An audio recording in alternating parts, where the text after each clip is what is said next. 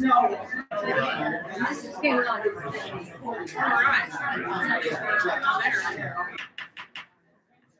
open the meeting of the DuBois County Council. We'll start with the Pledge of Allegiance. I pledge allegiance to the flag of the United States of America and to the republic for which it stands, one nation, under God, indivisible, with liberty and justice for all. Okay, we have a forum today or tonight, and I want to introduce our newest member of the county council from District Number 2, and Michael Stallman. And this is his first day. So it's effective today. First day, so be nice to him. So anyway, so let's, first of all, I guess I've got a sign-in sheet of anyone later on that wants to, and I'll put it over at the table. And if you want to speak in the public comment time, maybe you could sign that, and then we'll go from there. So take your time and do it, because it's at the end of the meeting. So and then we'll start here. And I guess the other thing, I appreciate everyone coming. I really appreciate that. I just think, we've got a lot of business to conduct tonight, and we kind of need quiet, so we can hear the presentations. So I would really respect if you would respect us all and try to consider that while we're conducting the meeting. And okay, otherwise I'll start with the approval of the minutes of, hold on a second here, of the, let's see, it would be the January 21st meeting that was sent to us. Is there any changes or additions to those minutes? Seeing none, I'll entertain a motion to approve the minutes as written. I'll make that motion to approve the minutes for Okay. January. Meredith has made a motion. May I have a second? Second the motion. Alex is second. All in favor, say aye. Aye. Anyone opposed?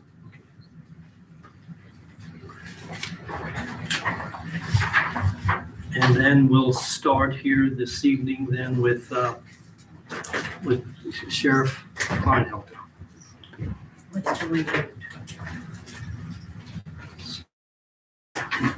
Good evening, everyone. Tom Kleinhelter, Sheriff, DuBois County. I know that, as you're all aware, that I went to the commissioners last week and they approved the 2 deputy positions. They're approved based on operational needs. Calls for service since 2022 we did a 50.5% increase over the last 4 years in our calls of service. In addition to overall call volume, the statutory responsibilities fall under Indiana law for certain child investigations that we do and sex offender registry compliance. Those duties require timely response, follow-up, and monitoring, which cannot be deferred. We have exhausted internal adjustments and are operating at minimum staffing levels during peak hours, which are noon to midnight. Current staffing limits backup availability, proactive policing, and investigative capacity. This request is not about expansion. It is about maintaining minimum safe staffing and meeting our legal and public safety obligations. So I respectfully ask for your approval on those 2 deputy positions. Okay, I'll open it up to the council for any questions. And I think I'll just say a couple of us met with the sheriff, went through, and I think you did a good job presenting it in an email, what your needs are, and you just said a good, thing said tonight. So, like I say, a couple of us went and discussed it with him and went into more detail on, that you got someone out on health reasons and other things at this point also that's leaving the possibly a deputy, only 1 deputy or 2 deputies on duty in the night shift, which we thought maybe public safety wise wasn't good. So that's what we found. So I'm going to open it up. Any questions for anyone to discuss it? I just wanted to, clean up just for reference, the last time that you had come, I think that, and you had already answered part of this and talking about those Yeah. calls for service. So just wanted to make sure, everyone knows that some of that information that we had asked for, the calls for service, giving a little bit more of a detailed organizational chart, helping us understand a little bit more about that day-to-day, I think really helped us, those that had a chance to meet with you, to understand a little bit more about what's going on from a day-to-day basis. So that was kind of one of the contingencies I felt like before making any good decisions tonight and after the commissioners approved those 2 jobs. So Tom, when you presented to the commissioners, you did 3X in traffic stops, right?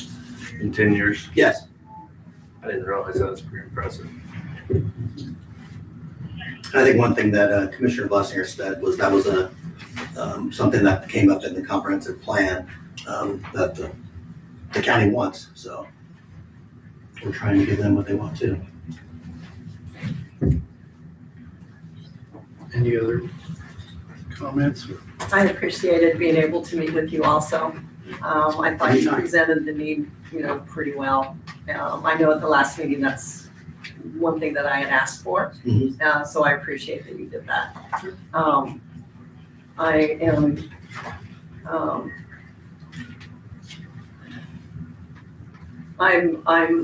I'll be honest, I'm gonna sit on the fence only from a budget side, because I wish I could sit here and say, I want you to have 2 deputies, because I do.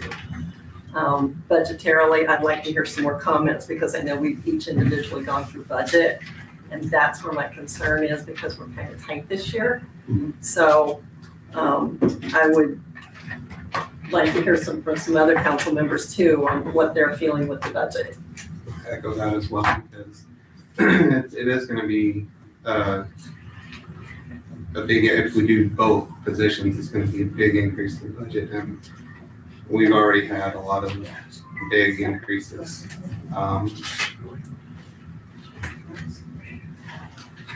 We as a council have to keep that in mind. That's our main function as a council. So that's where my main concern is as well. And then also I'd like to see more of a breakdown of the structure. I didn't get a chance to see that.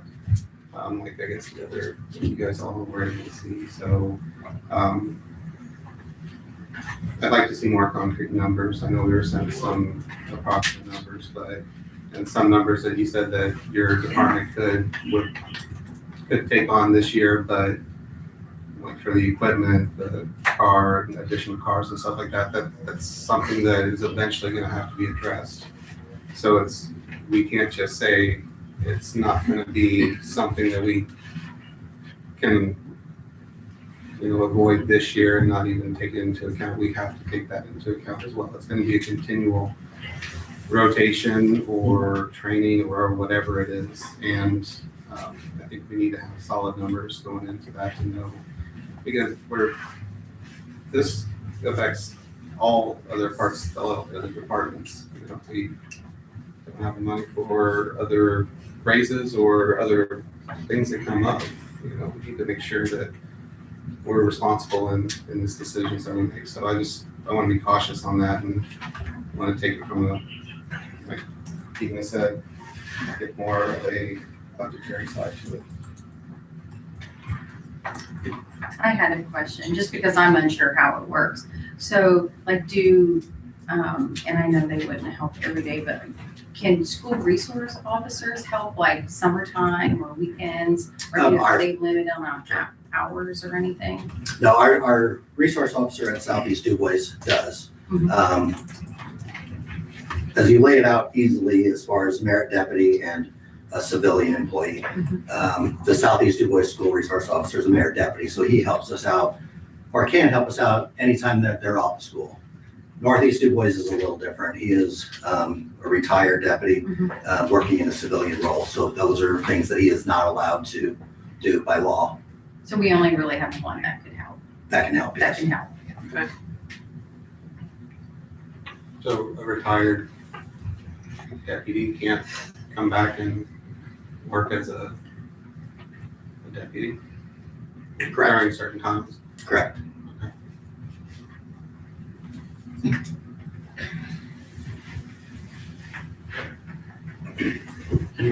Sure. Any other questions for? The ICAC program, I spent some time with Huntingburg Police Department looking at how they operate, what you guys are doing. Did the state police kind of kick that over to you guys, or the child predators are mainly sheriff department and the local police department's responsibility? Correct. So it's more important than ever if we're gonna catch predators and perverts. Yeah, that I mean, they're gonna do it. it's new technology, fairly new technology that I still don't quite understand how it happens, but the state police along with the FBI can look at the IP addresses and then they kick them off to that team, so to speak, that task force.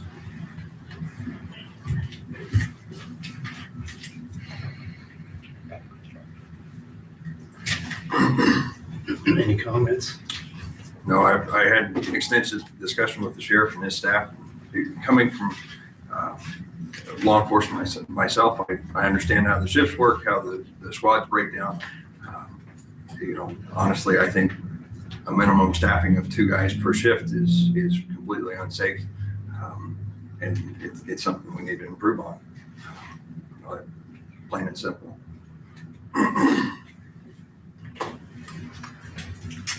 On the funding, I guess I kind of agree here with Mike. That's what concerns me is the one officer being out there by himself and with the other officer really, back in, I guess, in the control, right, or in the department building, or like, let's say one of them are sick or you don't have somebody to fill it. Is it just 2 people on the road then and Yes. no backup at the, Correct. okay? Why couldn't someone from back at the department come out? There's That no is one out pretty special department. like our jail staff are not merit deputies. They don't go on patrol. No detectives or anybody could come out? During the day, Are they ever on call? Detectives or anything? they're on call all the time. All the time. Yeah, but their primary duty hours are 8 to 4 or 9 to 5 or whatever that they want to make it out to be. So like all of our detectives, the chief deputy and myself are all on call 24/7. So during the day, it's not that big of a deal if something, I always said, if something happens in the middle of the day, you're going to get more than enough police officers with everybody. It's the hours that we're all sleeping. Those are the scary hours. And noon to midnight is obviously your biggest awake hours for everybody. So that's our busiest time frame. But it's the 2 a.m. call when there's something going up in Hillham. You have to wake somebody up to get that back up there. It's not somebody that's at the station that can just get in a car and take off. It's like, you want to call me, but you're going to have to give me a few minutes to get out of bed and get ready and then go. And by that time, it might be too late. So 2 on at 2 o'clock in the morning is doable, but it's not safe. And we've been doing it, so I know it's doable, but it's just not safe. I'll speak for being that guy that's been out there in the field when you're the only person there and your backup is maybe tied up on another call or 15 to 20 minutes away. That is the longest 15 to 20 minutes you're ever going to experience in your life. Not a position I ever enjoyed being in, nor do I expect any of our deputies to have to worry about that. I want them to know that, there's a possibility of somebody being there sooner than later. I know it's not a perfect world and it's not always going to be a golden number, no matter how many guys are on duty. It wants to reboot. It's not gonna let me not. So we're gonna have to pause a minute. Absolutely. Sorry. We're back.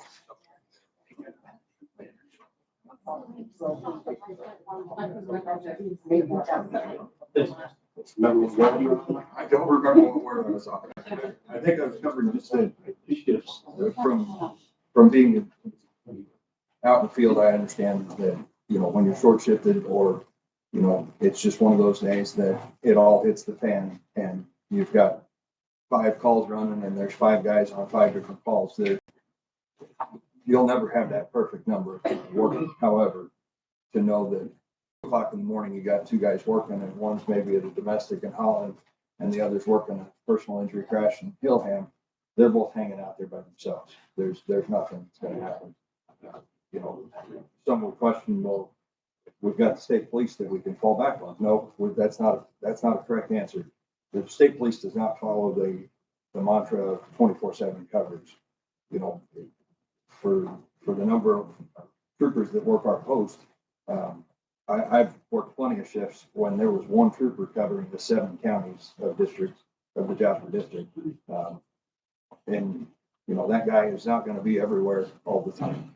So that is not a fail-safe that our guys have the backup that they need. They don't from the state police. So, nice when they show up, but they're not always working either. Okay, it sounds a little bit like, you did some research, and I think we questioned, and I'd like for you to say it again tonight if you agree, that the vehicles, you will not need to be additional vehicles. You've got additional vehicles. Correct. And even if one would be crashed or demolished, that it would, you would have the funds possibly out of commissary or whatever to pay for that. You would have the money for training these officers, and then the uniform gear that they need to get them on the road. Yes. And so, I mean, that would not be an expense at this point to the taxpayer. The wages, I was with the auditor and I feel the wages and the FICA, Social Security and Medicaid, Medicare can be covered by the general fund. I think there's sufficient funds there to do that. The health insurance and the pension plan, I was hoping right now we take that out of the lit fund, local income tax fund, which I think there's sufficient funds there. And it projected wise, I think we would be able to maintain that structure for next year in 2027. So, I mean, I think, again, I know everything's important for all the employees, and we don't want to cut them short, but I think this is just something that we really need to keep public safety. My biggest concern. So, I support that. I guess I support this offer. We've been throwing this around for almost 3 years now. Commissioners agree that we need these positions, so I guess I understand. I'm going to support it. We can get a motion done. I'll make the motion for the option. I'll second that motion. Okay, so we got a first by Alex, second by Dina. Discussion. Further discussion. I don't think 2 officers is gonna, but that's just gonna be able to handle it long term. Yeah, one question, Tom. The people dealing with the child advocacy part, if they get burned out seeing that crap, you gonna rotate and cross train multiple officers? There's gonna be 3 that are gonna be trained for it, yes. Can I ask another question? That was interesting what Sonia had brought up. I don't think I realized that. We were asking about, was it for Northeast Du Bois? Was that the one you were saying for the school resource? You said they can't be out, and I state that again, I'm sorry. Yeah, the Northeast Du Bois School Resource Officer is a retired deputy. So he moved into a civilian role, which realistically, he is drawing his pension so that there's certain things that he is a special deputy and he's allowed to do certain things that was agreed upon. But being a normal patrol police officer is not Okay. in his duties. Could that individual be trained or do any of that work on the crimes against children, or is that also not applied to that? I'm asking because I don't know that, honestly. I would, the time that he has would be basically this summer. And I know like last summer, we had him at the courthouse and he did a lot of training. Okay. And I don't know. I don't know that answer whether. Well, and I realize that person's obligated until 3 o'clock, they Yeah. wouldn't be able to do anything after, so I don't know how many hours that leaves someone. I just wanted to make sure, because I think there's some amount of concern in terms of the budget. Could that be even more looked at, in full? I don't know. I didn't realize that ahead of time, so I just didn't know if that was a way to I don't want to use the word get away with, well, I'm supportive of adding to the staff. I just wanted to make sure we didn't leave anything overlooked. Correct. I don't have the correct answer right now. Would you be able to look into that to Yeah. maybe help, Mhm. help support that? Sure. And And if I then, can I just address something that Sure, Jeff said? sure. I know that we had that conversation when we were in my office. The DOC is now pretty much monthly, or not monthly, but every 3 months paying for our inmates. So I think that was last year, they gave us what it was about, With the misdemeanor monies? yeah. Was that $100,000? I don't know. I think that's what Chief Deputy Mom. Yeah, I think it was around $100,000 that they are now giving us to house inmates. So I know that was, So that's an additional. that's an additional that we didn't have before. We always turned ours in, but the DOC, a lot of times when they didn't have the money, they just didn't pay you. So they So are that's now, something that, since they haven't paid in the past, can we, yeah, I don't think you can get back pay from them. well, no, can we trust them to pay in the future? That's what I'm saying, that now they're paying because they got money, But but. I don't ever want to say yes on that one, but I mean, it looks promising. It's 100,000 we didn't have before. Yes. And correct me if I'm understanding, once the judge sentenced a defendant to DOC time, when they go back to the jail, the clock starts ticking, No, it's 7 days. 7 days. Yeah, on the 7th day, then we can start charging. And sometimes they may sit in our jail for months Before, before DOC actually yes. takes them, and we're getting paid. Yeah, essence, per day. A daily, okay. So that 100,000 is a flexible number depending on. It's a flexible number, yeah. It depends on how many we get sentenced and how long they stay. But I mean, realistically, I wouldn't see it really going down. You have a first and a second on a motion to support it, I want to clarify that. yeah. but I also want to say you can't, I have to advertise for the funding, So so we just- Go ahead. there's no money advertised yet. It only strictly be a show of hands. I think we would advertise for it, we have to prove it. Any other discussion before we vote? And let's clarify, are we talking did you make a motion for 2 deputies? I did. Okay. So all in favor of advertising for 2 deputies, 2 new positions, raise your hand. Looks like. And we'll use the general fund and the lit fund, That's what, yes, and we'll tell them afterwards. yes. Thank you. If you don't mind Thank you. following up about that Yes, I resource, will. I'd love to hear that. Thank you. I'll let you know. Appreciate Thank that. you. Thanks, Sheriff. Okay, moving on here quickly. Christine, We're gonna be the fun part of if it. you could, if you could introduce yourself. Yes. My name is Christine Pryor. I'm the president of the Boyd County Park Board. This is Ryan Kelly, and he is interested in doing an Eagle Scouts project for us out at the park. Ryan, you want to describe it a little bit? Yeah, absolutely. So good evening, guys. My name is Ryan Kelly. I'm from Jasper, I'm a part of Troop 185. And so basically the overview of my project is just like, it's just installing a shade structure out at the Boyd County campgrounds right around the splash pad area and installing new landscaping. So one of the things that Ryan has to do for his Eagle Scout project is raise the funds that are necessary for it. So he has already started that. And when I talked to Sandy, I realized that we could not run it through the account that the park board already has. We have one that the campgrounds and the shelter houses, that revenue is paid into, but State Board of Accounts will not allow us to use that account. So we have to set up another account.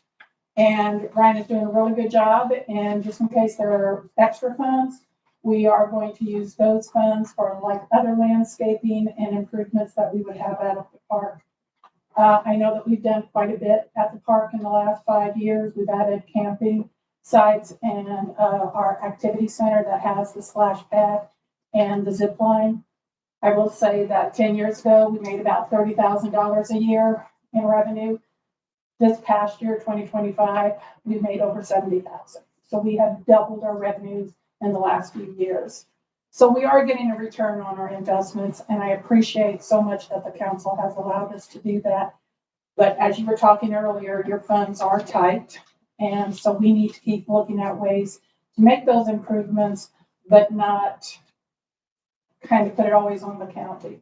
So Ryan coming to us with this project was great because as I sat there one day looking at the kids playing on the splash pad and some grandparents holding the babies, I thought, they're sitting in the sun. They need some shade. So Ryan doing this will greatly help us. Right now, we are upgrading some of the things at the activity center. If you've been out there, once we constructed it, we saw there was some drainage that wasn't happening appropriately and a few other things. So those are being taken care of now. And so with Ryan being able to do the shade here in the springtime, I think when we open on April 1st, you guys will really see a great park again. And we hope that you guys are coming out there. But today I need to ask you to approve this ordinance so that we can set up that account so that we can pay for the shade area. Questions? I have one question. I think Ryan Craig initiated it. Did he get the online booking done? We did look at that and we are starting on that. We thought about doing that this year, but we also realized that so many of our people are used to what they do is they'll bring their car out Thursday night, they'll park it in their camp thing. They'll pay for that Thursday night and then they bring their camper out Friday. So we didn't want, when we open up, all these people have to come out there and then we're saying, no, you got to move because we have online. So what we thought we would do is this year we would tell them that next year is going to be mandatory that you come online and, reserve your spot. This year we're allowing them to just come out and do like they had done, but we're introducing the online and, we have to take photos of each parking slot so that it's online so people can choose the one they want. And we need to just make sure that we're totally ready and that our long-term customers who are used to coming out, because we have a lot of people that come out and they stay for 2 weeks. They go to work every day, but they stay out at the park. They'll leave because we have a 2-week maximum. They'll leave for 48 hours and then they'll come back. Well, that's my question. Do you think since we're gonna basically eliminate placeholders with vehicles sitting there, it's gonna increase revenue or reduce it? Because some of those people don't mind paying for 3 nights and their car sits there. Yeah. And I'm wondering if we're gonna have to reduce revenue or if the spots will always be booked because you don't have to sit and wait with your vehicle. I don't know how it's gonna I think that we will be able to increase ours because there's a lot of people that they're afraid to come and not find a spot. So this way, when they know that they have their spot, they'll be able to say, I've got from this time to this time. And so I think that what we see and the improvements that we're making at the park, like I said, we see that more and more people are wanting to come out there. The other thing is because of the splash pad, we have seen our shelter houses. They've increased too. So all of that you'll be able to reserve that online. And we think that will continue. Will there be any issues with double booking then, or people coming out, putting their stuff, and then someone else booking online? And that's why we didn't want to go to online right away this year because we were afraid of that. But like I said, next year we will tell them that it will be mandatory and we'll have it parked throughout the park this year. Can they book online now? They won't be able to book online, Not this entire not season? yet. Okay. But by next year, we'll be able to book online.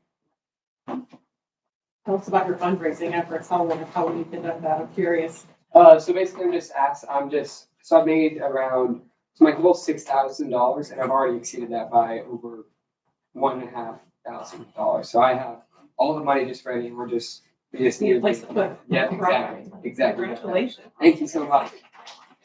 Thank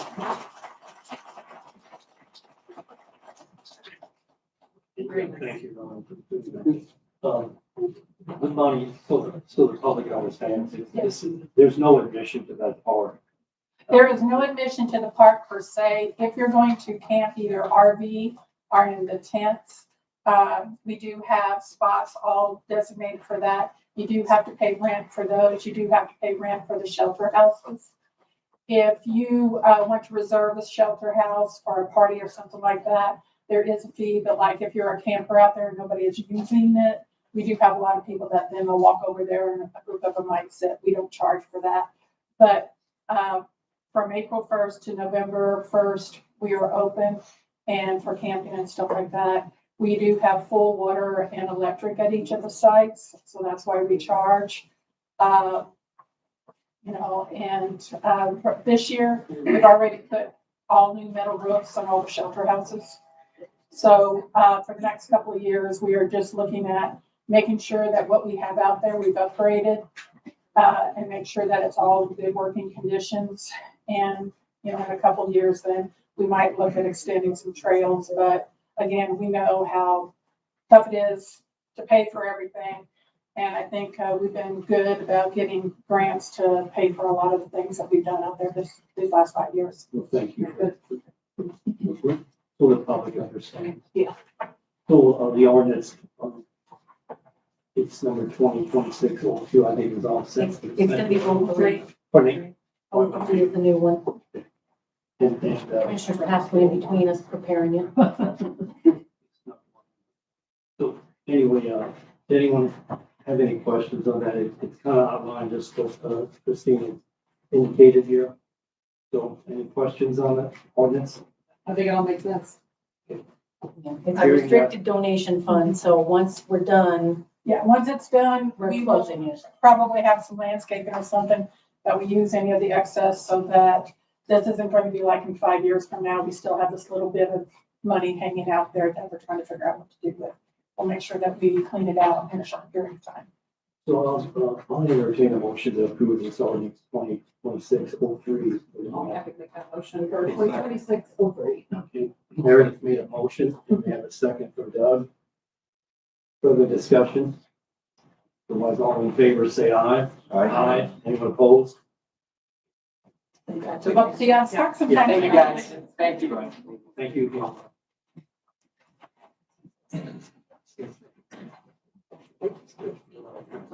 Hey, Jessica.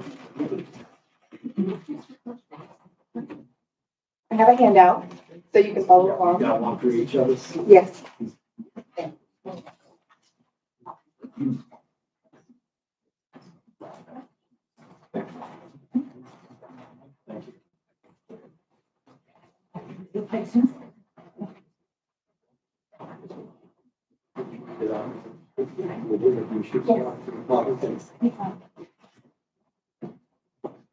Good evening. My name is Jessica Condra, and I am a project administrator with the Indiana 15 Regional Planning Commission. If you're unfamiliar with Indiana 15, we are a 6-county quasi-governmental agency established under Indiana Code, and we have served Du Bois County since our inception in 1973.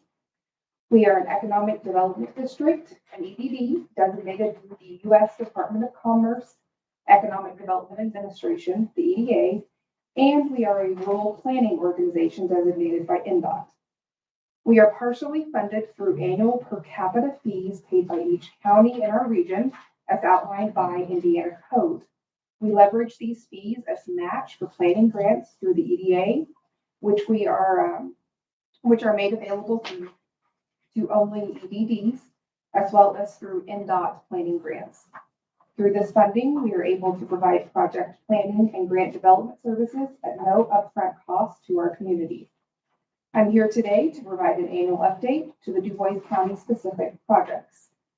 The handout provided outlines federal and state grants awarded across Du Bois County from 2015 to 2025 as a return on per capita investment.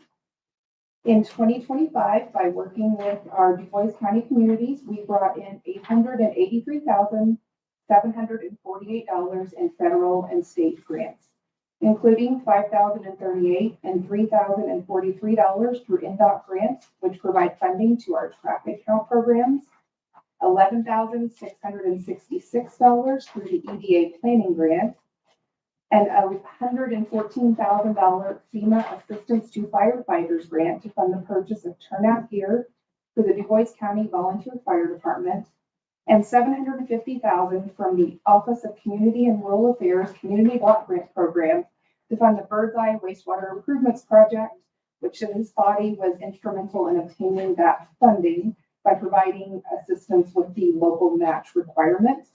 I'm happy to say that that project is moving smoothly. And tomorrow night at 6 p.m., we are opening bids for Division 1. Some projects can take multiple years to complete, In addition to those awarded in 2025, we have continued to work on the Huntingburg wastewater project, which was awarded $3,184,492 in EDA grants in 2022 and is set to be completed this year. The Jasper backup water supply was awarded $1,186,000 in EDA funds in 2023. It was completed last year and closeout submitted to the EDA just last week.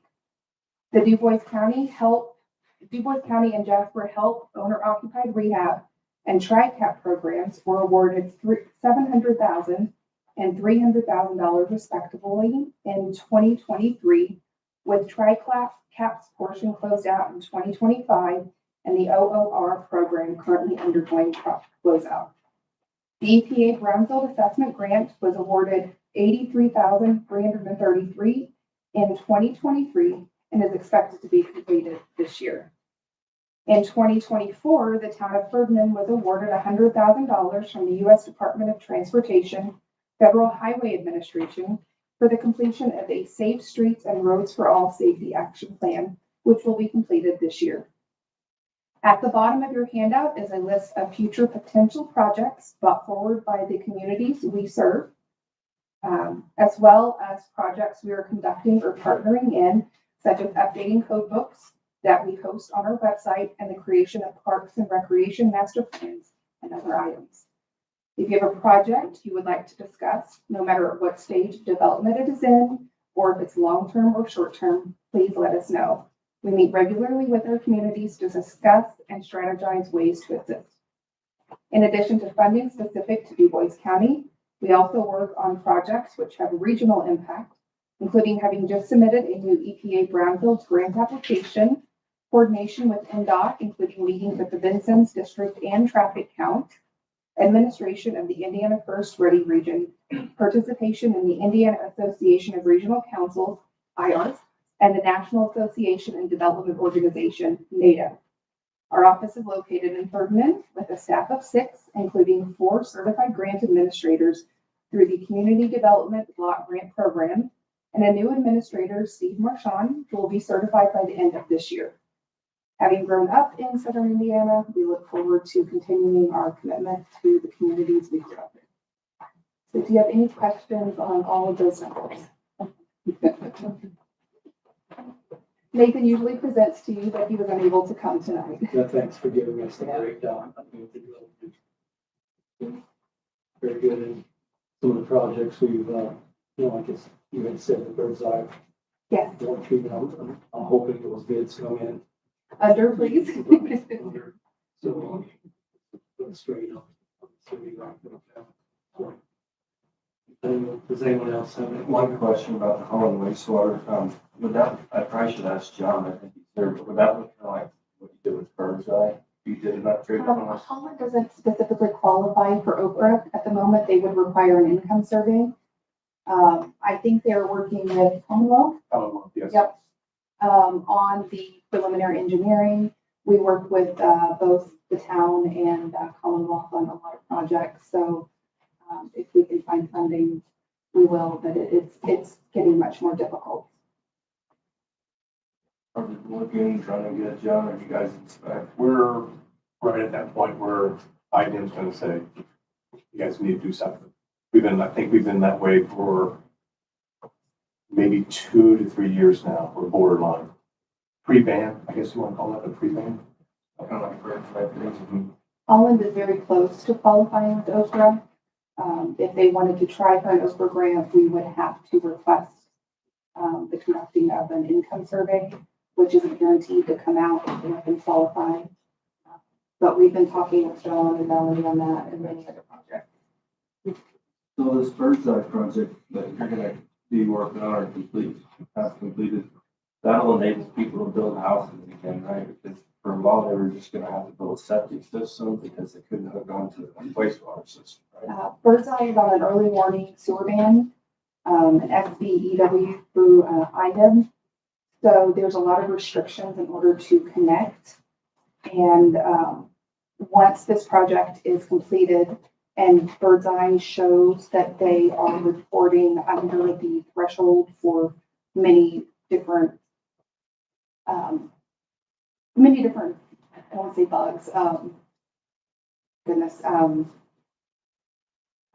reduction. yeah, ammonia, E. coli, all those wastewater items. Once they show that they are regularly reporting for a certain set of time, they can request being removed from that early sewer warning ban and things can move forward.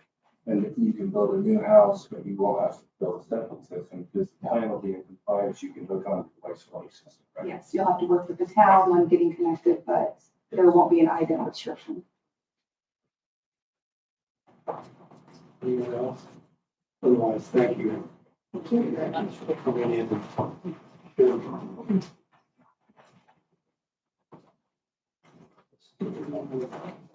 Next is, on the agenda here is, inducting Rockfield Street.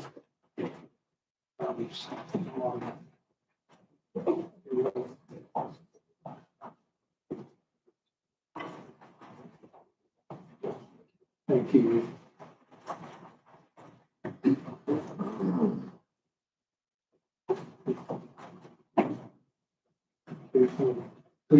Could you introduce yourself to the public? Of course, yes. Thanks for coming tonight. Yeah, thank you for having us. I'm Kiana Wheeler, the NDOT project manager for the Midstates corridor. Jason Dufon with Lock Me Group. I'm the project manager over there on the team. Thank you for having us. I mean, the real purpose of us being here today is just to give you an update on the project and where we're at in the process. Okay, so some of the things that we'll talk about while we're here today is where we're at in the environmental analysis for the project, some of the traffic analysis and design decisions that we have made since we met with the public this past October, access locations that are being considered, and some of the construction planning that we're doing currently. So looking back, just a refresher on what was decided during the Tier 1 study. We eliminated a freeway or an interstate from consideration. So at the end of Tier 1, we were looking at a Super 2 facility type or a 4-lane divided highway. We established sections of independent utility. So we have 5 sections, sections 1 being south of I-64.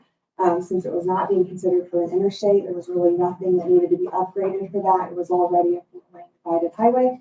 Section 2 is what we're looking at now for Du Bois County, which is I-64 to Hayesville, just south of the White River. We also established a 2,000-foot corridor from the Tier 1. So that set the footprint, not the right-of-way footprint, but just a 2,000-foot corridor that we would further study in the Tier 2 analysis for each section. And that went all the way from I-64 up to I-69 near Crane. So we're in section 2 now. Section 3 would be the north end of section 2 up to Lagodi. Section 4 would be in and around Lagodi, and then section 5 would be north of Lagodi up to Crane.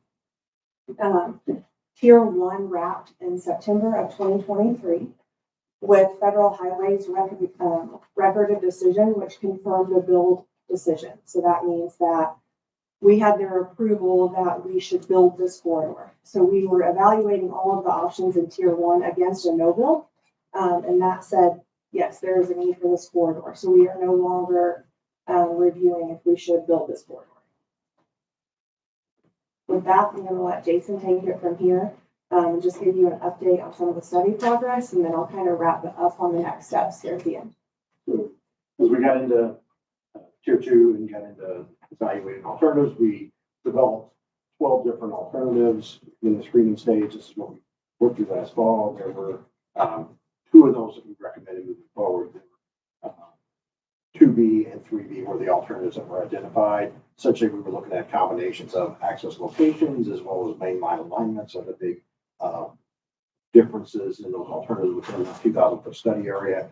We also identified a number of locations. There were 6 different locations where we identified as we refined the alternatives. We knew we needed to look at different scenarios for how the access would be connected, and specifically an alignment shift to avoid specific resources. So that is what came out. Kind of key point that we did make there, decision-wise, was recommending a a facility type, and we did recommend a divided 4-lane facility type based on performance during that screening process. So that's what we're moving forward with right now, getting into additional detail of developing those alternatives to actually define the specific right of way, refine what that access would look like. Some key things that we're looking at: relocations, agricultural impacts, regulatory requirements, water resources. Those are all things that we're drilling down into. We're also dealing with historic and cultural resources. We have specific processes through to evaluate those resources at this point.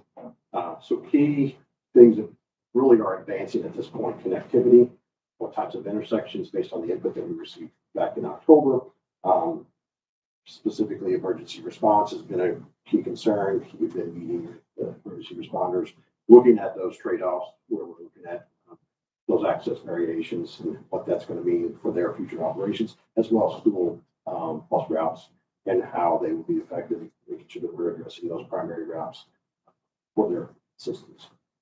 So getting into the additional design, our performance really is looking at cost, impacts, and ultimately the performance, the user benefits that we're going to get out of the corridor. So that's how we're weighing all the evaluation points. So on connectivity, just to give you kind of an update of what we're looking at now on access, we haven't finalized anything yet, but we did want to make you all aware of kind of what we're thinking and where we're at right now. To kind of at the start and at the north end, we are looking at an access at 231, really where we tie in just south of the bridge on the north side of Hayesville. We are anticipating a grade separation, cross connectivity at Hayesville Road to accommodate emergency services into the western portion of Hayesville's service area. Then we would have an access point at US 231 north of Jasper, south of Hayesville, the Bottoms area, around the County Road 600 north, generally where we cross. That would be an access point. And then coming south, County Road 400 north, or 47th Street extended, we're anticipating an access point there. Then we would have grade separation at Kellerville Road, overpass. And then coming south, we would have the grade separation at DuBois Road, Jasper DuBois Road, with the grade separated overpass, underpass scenario. And then access at State Road 164 or Chelsea Highway. And then continuing south, we cross Snellville Road, and we anticipate a grade separation there. That's one of those areas we're looking at variations of how we might make those access connections. So then we have an access at State Road 162, which would be a primary connection point for the south side of Jasper. And then we continue south down into the Huntingburg area. So we're down and looking at a connection, which would be an extension of Phoenix Drive, the County Road 400 areas where we're at there, County Road 400 south. Where it turns north across Hunley Creek. We are looking at an improved connection that would connect over to Phoenix Drive at US 231. And then State Road 64 in Huntingburg would be the next location. And then we come south, we cross Burton Road with a grade separation. We would cross County Road 200 with a grade separation. That's the one that's down past the airport. And then we would have an access point at US 231 near the airport. And then continuing south, an access point at County Road 1000 south. And then at the county line, which would be the south end of the project, where the existing 4-lane ends, existing intersection, county line. So that's generally what we are looking at. Obviously, we're still evaluating those comparisons, but that's where we've gotten to. Looking specifically in Jasper, that 400 north has been one that the city and the county both have put focus on as far as their future plans. It's a primary east-west route and having connectivity there. So we have, that's one of the reasons that's what pushed that one along with Kellerville Road and Jasper DuBois Road being primary routes in and out that collect a lot of traffic. So trying to make sure that we're perpetuating those. There are some grade separation or grade issues with the terrain in those areas. And then State Road 164. Key thing that we are looking at there, based on the input from the last meeting, how do we access that? I know that was a point of concern for the community, and we are looking at alternatives there. I'll get into. We are planning to evaluate a quadrant road intersection that would provide a grade separated crossing, and we're looking at that for all of the main state road crossings. So the configuration at US 231 on the north side of town, State Road 164 at Shelby, or at Celestine Highway, and then at 162 in the Jasper area would be those that would have that quadrant room configuration. So they would have an overpass, underpass for that main crossroad to perpetuate that without any interference or interaction with the main corridor, and then such a two-way ramp that would provide access down to actually provide access onto the Midstates corridor. So that's what we are anticipating for those main connections. Other connections, we would be looking at the reduced conflict intersection, B and U-turn, J-turn configuration. So then in the Huntingburg area, State Road 64 would also be that quadrant road intersection configuration as well. Question, yeah, go ahead. You know, the grade separation, you're saying that's an overpass that maybe you can't get onto? Correct. Yes, when I say grade separation, that would overpass or an underpass. That's part of the where we're at right now, evaluating bridges, bridge lengths, and comparison of cost impacts for that. But yes, it would be an overpass or underpass where there wouldn't be an access, but you would be able to cross it without any stop condition, or obviously those roads would not be dead ended. Thanks. Yeah. And so the intersection types I mentioned, that reduced conflict, the median U-turn, J-turn, is there known? That is the plan for those other at-grade intersections. Really, it's driven by safety, and NDOT's data to form this out with the other locations that they've evaluated across the state for their data. There's 85% reduction in fatal and severe injury crashes with those facilities over the previous conditions, and that 60% reduction on property damage crashes. Overall, it's almost a 70%, 68% reduction of overall crashes with that compared to two-way stop condition intersection with those multi-lane facilities. So that's a big reason that we're looking at incorporating those and recognizing that there's some concern about them, but that's really, that's data is what's really driving to that type of intersection. The quadrant road, really the key element of that is incorporating the bridge or the grade separation overpass, underpass that would be accommodated, and then the additional connector road that would provide for that. Unimpeded through movement for the cross facility. So Celestine Highway, for an example, wouldn't have that. It would be continuing just as it is today, likely going over the Midstates corridor. But then with an alternative connector road that would provide access to it. One of those other elements with those reduced conflict intersections, that median U-turn, being able to navigate those for semi-tractor trailers as well as other longer vehicles, et cetera. And that's one of the things we have with that as we get closer to construction and operation, additional driver awareness and outreach so that people are aware, specifically where you have longer vehicles navigating those. There typically are roll curbs or areas in the apron that are designed to be driven over so that you can be able to navigate that, but to maneuver smaller vehicles so that they make the full configuration of the all that with dedicated lanes for the left turn movements that would be coming in. They're protected, and you don't have multiple vehicles that would be in the same location. So, I'll get information on the project website for that too. To be absolutely glad to be go over more of it. But some of the key things that's resulted in, and we continue to evaluate here, 300 truck hours a day in the modeled area are being saved. Over 600 auto hours of your commuter traffic trips coming in and out to work and shopping. That equates to over 300,000 vehicle hours saved a year, which adds up, and there's some appreciable savings. Specifically in Du Bois County, for a trip from I-64 to Hayesville, compare the Midstates corridor to the existing US 231, we're looking at a 14.5-minute travel time savings in the congested condition. So that's a 39% travel time savings on that trip one way.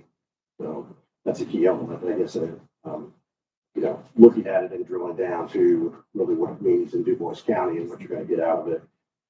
And some of the commuter elements are looking at kind of workers. If you're going from Hayes Delta, say Heinsberg OFS, an 8-minute savings, that's an average savings that would increase during peak travel times. Because you'd be seeing more delay on the existing facility versus the Midstates corridor would not see that delay.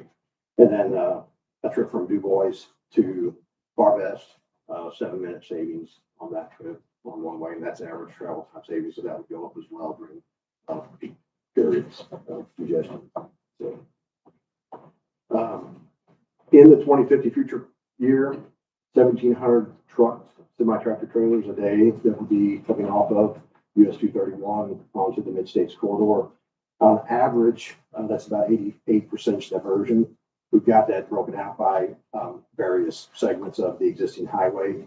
But if you aggregate them, average that out, 88% of the trucks are moving from the existing highway to the Midstates corridor, which is going to be a big relief to the existing 231 through town without having those trucks on there. There obviously will be some remaining trucks for local deliveries that will be coming in there. And obviously, there still are a number of commuters that will be on US 231 in Jasper and Huntingburg that are going there to run a busy business. So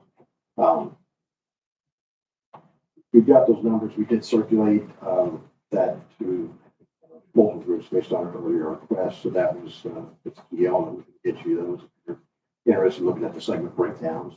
But one of those key things with those 1,700 trucks a day coming off, one loaded semi-tractor trailer, the amount of impact to highway from a maintenance standpoint equates to about 6,000 auto trips a day in your regular passenger car.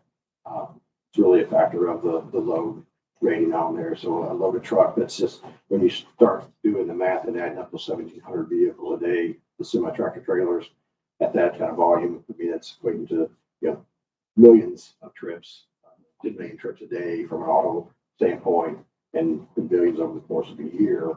It's really just the factor of the wear and tear on the roadway will really go down, along with the drivability and walkability and all the other modes of traffic in Jasper, with the trucks and the traffic as well. So that's really kind of where we're at with the analysis and kind of talk about kind of other things going on. So, as you know, we have a lot going on with this corridor. Lockmuller has been hired for the environmental document, but NDOT has also hired HNTB, another consultant, to be our TPA, or Technical Procurement Advisor. We hired this service out for all of our major projects, and they are helping us put together the procurement documents to get a contractor under contract by mid-2026. So they also help us determine the design and construction delivery method. That depending on delivery method depends on how you get to construction. There are different ways to procure it. For contract one, we're doing a progressive design build, which means we get the contractor on quicker, which is why we're getting the contractor hopefully under contract by mid-2026. This way, they can help us set the alignment through NEPA, and NDOT should see some efficiencies and cost reduction by bringing a contractor on earlier and helping us with that design. At this time, we are planning for 4 different construction packages, essentially procuring 1 contract per year starting in 26. So contract 1 in 2026, and then procuring construction contract 2 in 27, 28 for 3, 29 for 4. Along with that, we have hired Aegis, another consultant. They are under contract for our right-of-way services. So at the time that we have a preferred alternative, which is expected later this fall, we will work with Federal Highway throughout this process, but we will not begin buying right-of-way until we do have a preferred alternative. At the time of the preferred alternative later this fall, we will begin right-of-way acquisition, which Aegis will be helping us with. And they are under contract to begin helping prepare some of those early documents when we're ready. Right now, we are only focusing on the right-of-way needed for construction contract 1. So we won't just be going out and buying right-of-way for all of section 2 at once. We will focus on the contracts as we plan to procure and deliver those contracts. So right now we'll be focusing on contract one. The limits of contract one are planned to be 162 to 231 at this time. We will utilize state dollars for the early acquisition. We will follow the agreement that we have with Federal Highway to be able to do that. One of the other things that we will be doing later this spring, early summer, is also putting out an RFP for construction inspection. So this project, we will consult out some of the inspection work, which means we will have a mixture of NDOT construction field personnel and consultant field personnel helping oversee the work to make sure that it is in compliance with the Federal Highway regulations. Like I said, we plan to have a construction contract one under contract by summer. We will announce the preferred alternative later this fall. We will have a formal public hearing, which will allow for a public comment period at that time. And then we will begin right-of-way acquisition pending that public comment period and addressing those comments. We expect the final environmental document with the Federal Highway approval in summer of 27, and would expect construction of that initial contract to begin in fall of 2027. That's really our update for today. So thank you for giving us this time, and happy to answer any questions the best we can. I guess the one that sticks out in my mind, you're just, the construction starting in 2026. You're saying that something else has got to happen in 2027. Construction would start in 27. Okay, 27. So procurement possibly. Yeah, procurement would start in 26, which means we bring a contractor on board. They're under contract with NDOT and they're helping us design. And they're telling us, hey, this, for example, you can look at this intersection and we can innovate here if we can construct it this way and save you some dollars. Or you could do this pavement type and it would save you these dollars. So it's just getting that contractor on to bring them and partner with them during the NEPA and design it so that we can start construction in late 27. And that goes from 162, right, by the county route, more or less. Yes. Contract one up to Hayesville. Yeah. Not Hayesville. In the bottoms. Yep. And I guess what locally you guys know is Opal Bottoms area right there where 231 would cross the Midstates corridor is where we would wrap contract one. And the big question that I keep hearing is the dollars. Yeah. Are the dollars there to be doing this? Yeah, so NDOT is currently planning and funding this. Just like any other major project, we're planning to fund it with state and federal dollars, federal grants, loans, and bonds. It's just we plan to fund it the same way that we fund every other major project. And the local match or, that we've been, I guess, we've been told about it. We told them we kind of made an agreement here that we weren't going to put any money into this as a county. We cannot afford. We had to hire we got to get 2 deputies on the road. We can't afford to pay for a road. Yep, understood. So we heard you. So at this time, there's no local match expectation from the local government. We are still discussing a local match with the RDA. But that expectation has moved between NDOT and the RDA for a local match, and we are not expecting any contribution from the 3 local government entities. I'm just going to open it up to the council. Anyone? I got one question for the whole state. So, Jason was talking about how destructive the semis are. If we have a fund diversion for this road, are the other roads that are already existing with those semis going to fall farther behind on their maintenance? Because he's right about the impact that the semi has. But they're already driving on roads that maybe aren't getting fixed, potentially because of the new road. Yeah, so NDOT's intent is not to divert funds. Just like every other major project, we don't divert funds from other projects that we have planned. So I've been using the I-64 project that's currently under construction right now as an example. That's a $300 million project, and NDOT funded that separate from our program out of other dollars. One of the ways that we funded that was through applying for a federal grant. We have a $100 million federal grant that is separate from our normal program to help fund that project. So I don't know what that looks like exactly for Midstates, but those are the kind of funding streams that we're looking at. For example, Ohio River bridges, which are the bridges that go over the Ohio River into Louisville. So the 65 bridges and the East State Crossing. We bonded that project. We have bonded other projects on ORX, which is the Ohio River Bridge that we are building in Evansville. We got $200 million in additional funds on top of our normal program in 2021 that were allocated for that project from Governor Holcomb.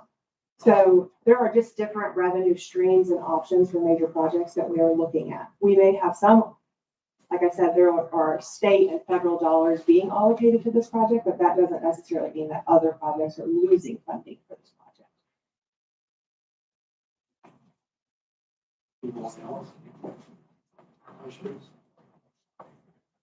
Okay, well, I appreciate you both coming in and keeping us up to date. You know, it's the important thing for the public, so thank you.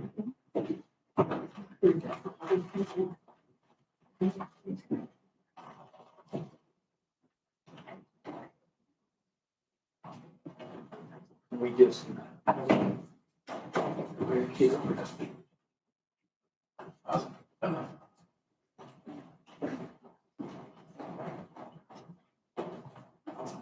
And for anyone that's maybe coming in late, we do have a sign-in sheet if you want to speak. Public comment.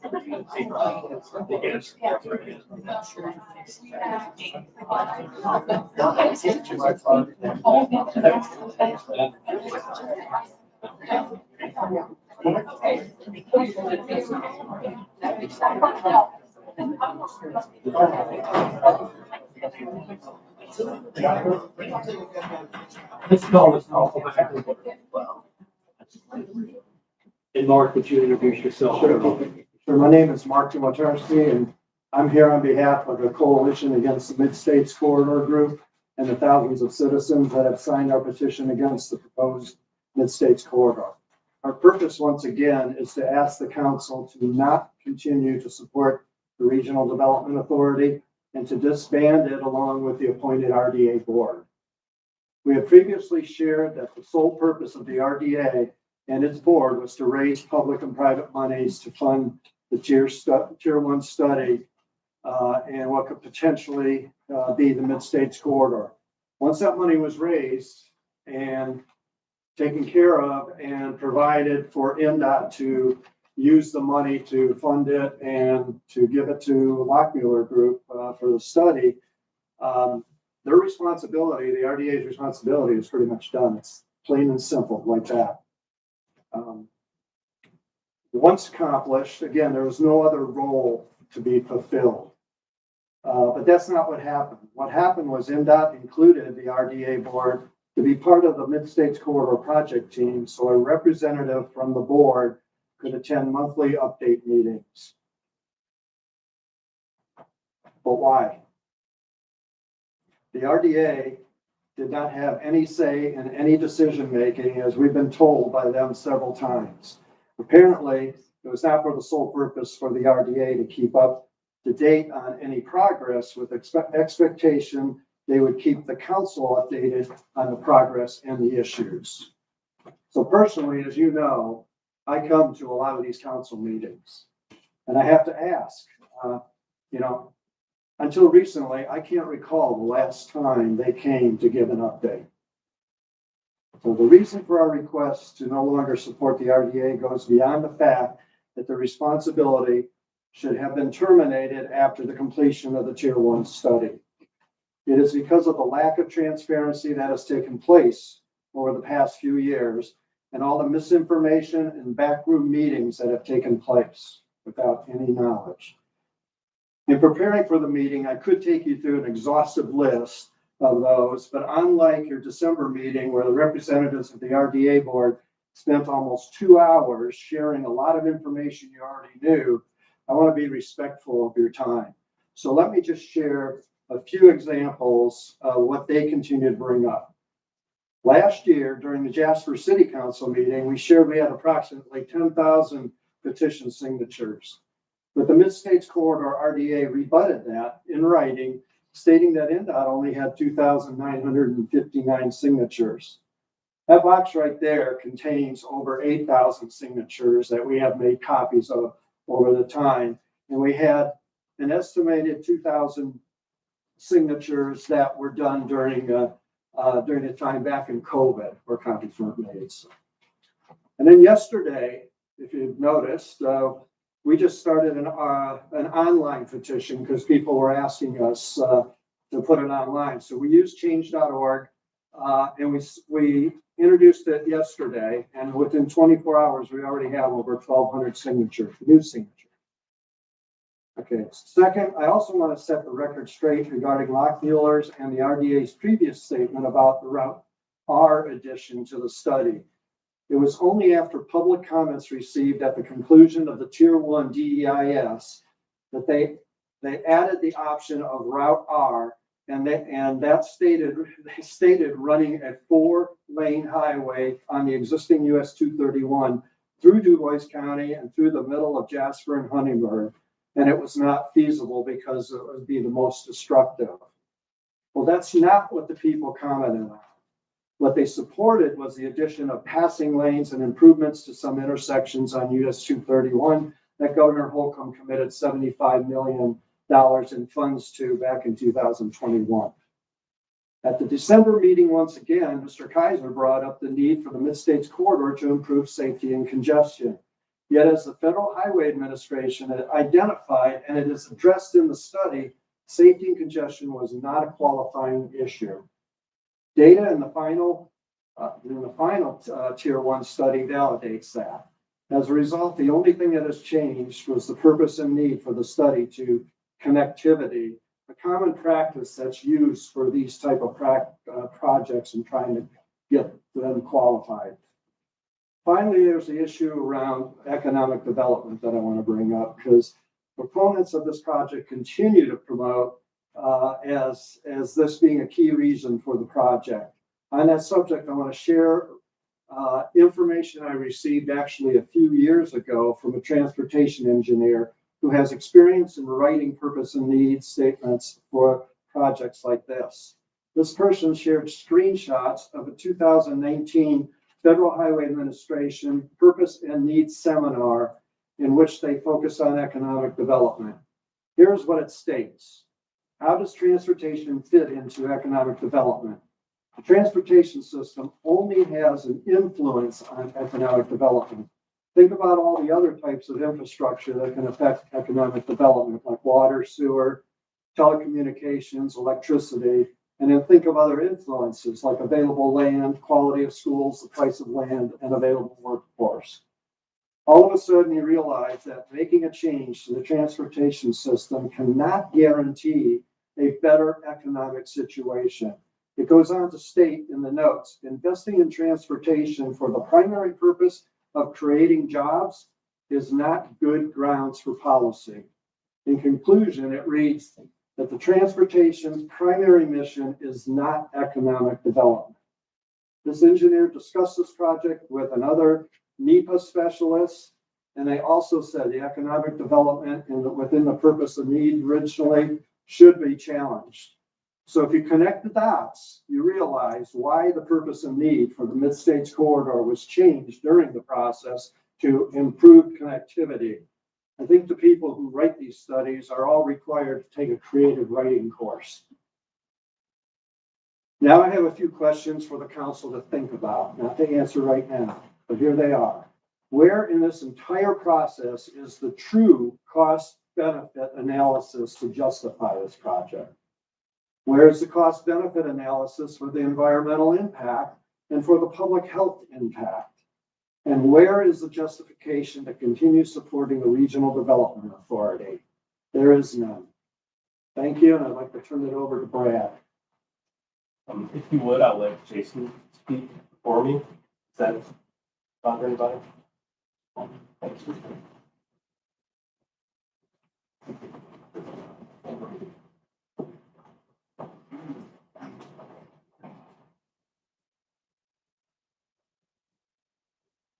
Jason, can you introduce yourself?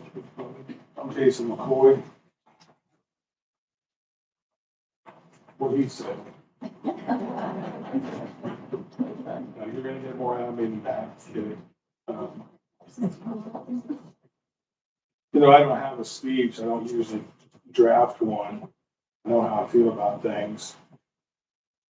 I know what I think about every day. I know what I talk to everybody about every day for the last 5 years. Every day. When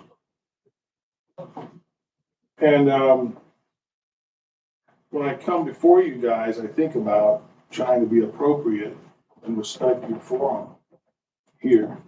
I watched videos of people stand up here, not here in this forum, but in other city and county council meetings and scream and yell, scream the F word. And then they cite Hess versus Indiana 1973, where the state constitution and the United States Constitution clearly upholds my right to stand up here and scream the F word. And if he tries to drag me out, then there's grounds for me to sue you guys. But I still don't think it's appropriate to behave like that. I don't. And so we haven't. I've come here, not as often as Martin Notarski, but I've come here often. I've watched these things often. I've seen these people be very appropriate and try to be very respectful of all of you. At a time when I haven't felt that you all have been, some of you, very appropriate and very respectful of us. I haven't felt very respected through this process. You guys are elected representatives, and You're supposed to be pillars of the community. We all know what pillars of the community look like. We have two here, former Lieutenant Governor Sue Ellspermann, Board of Directors member of the German American Bank, pillar of our community. Sitting next to her, Mark Schroeder, former president of the German American Bank and board member, current president of your RDA board, I paid $4,500 to sit at a table in Huntingburg to induct him into the Du Bois County Businessman Hall of Fame. We've been to RDA meetings, your RDA meetings, in which one where Mr. Schroeder said, completely out of context, and I'll quote, Jason McCoy is a fucking piece of shit, end quote. They weren't even talking about me. I don't appreciate that. Not because I spent $4,500 to donate it to Junior Achievement, to induct him into the Businessman Hall of Fame, because it makes me think, why? Why am I an effing piece of SH?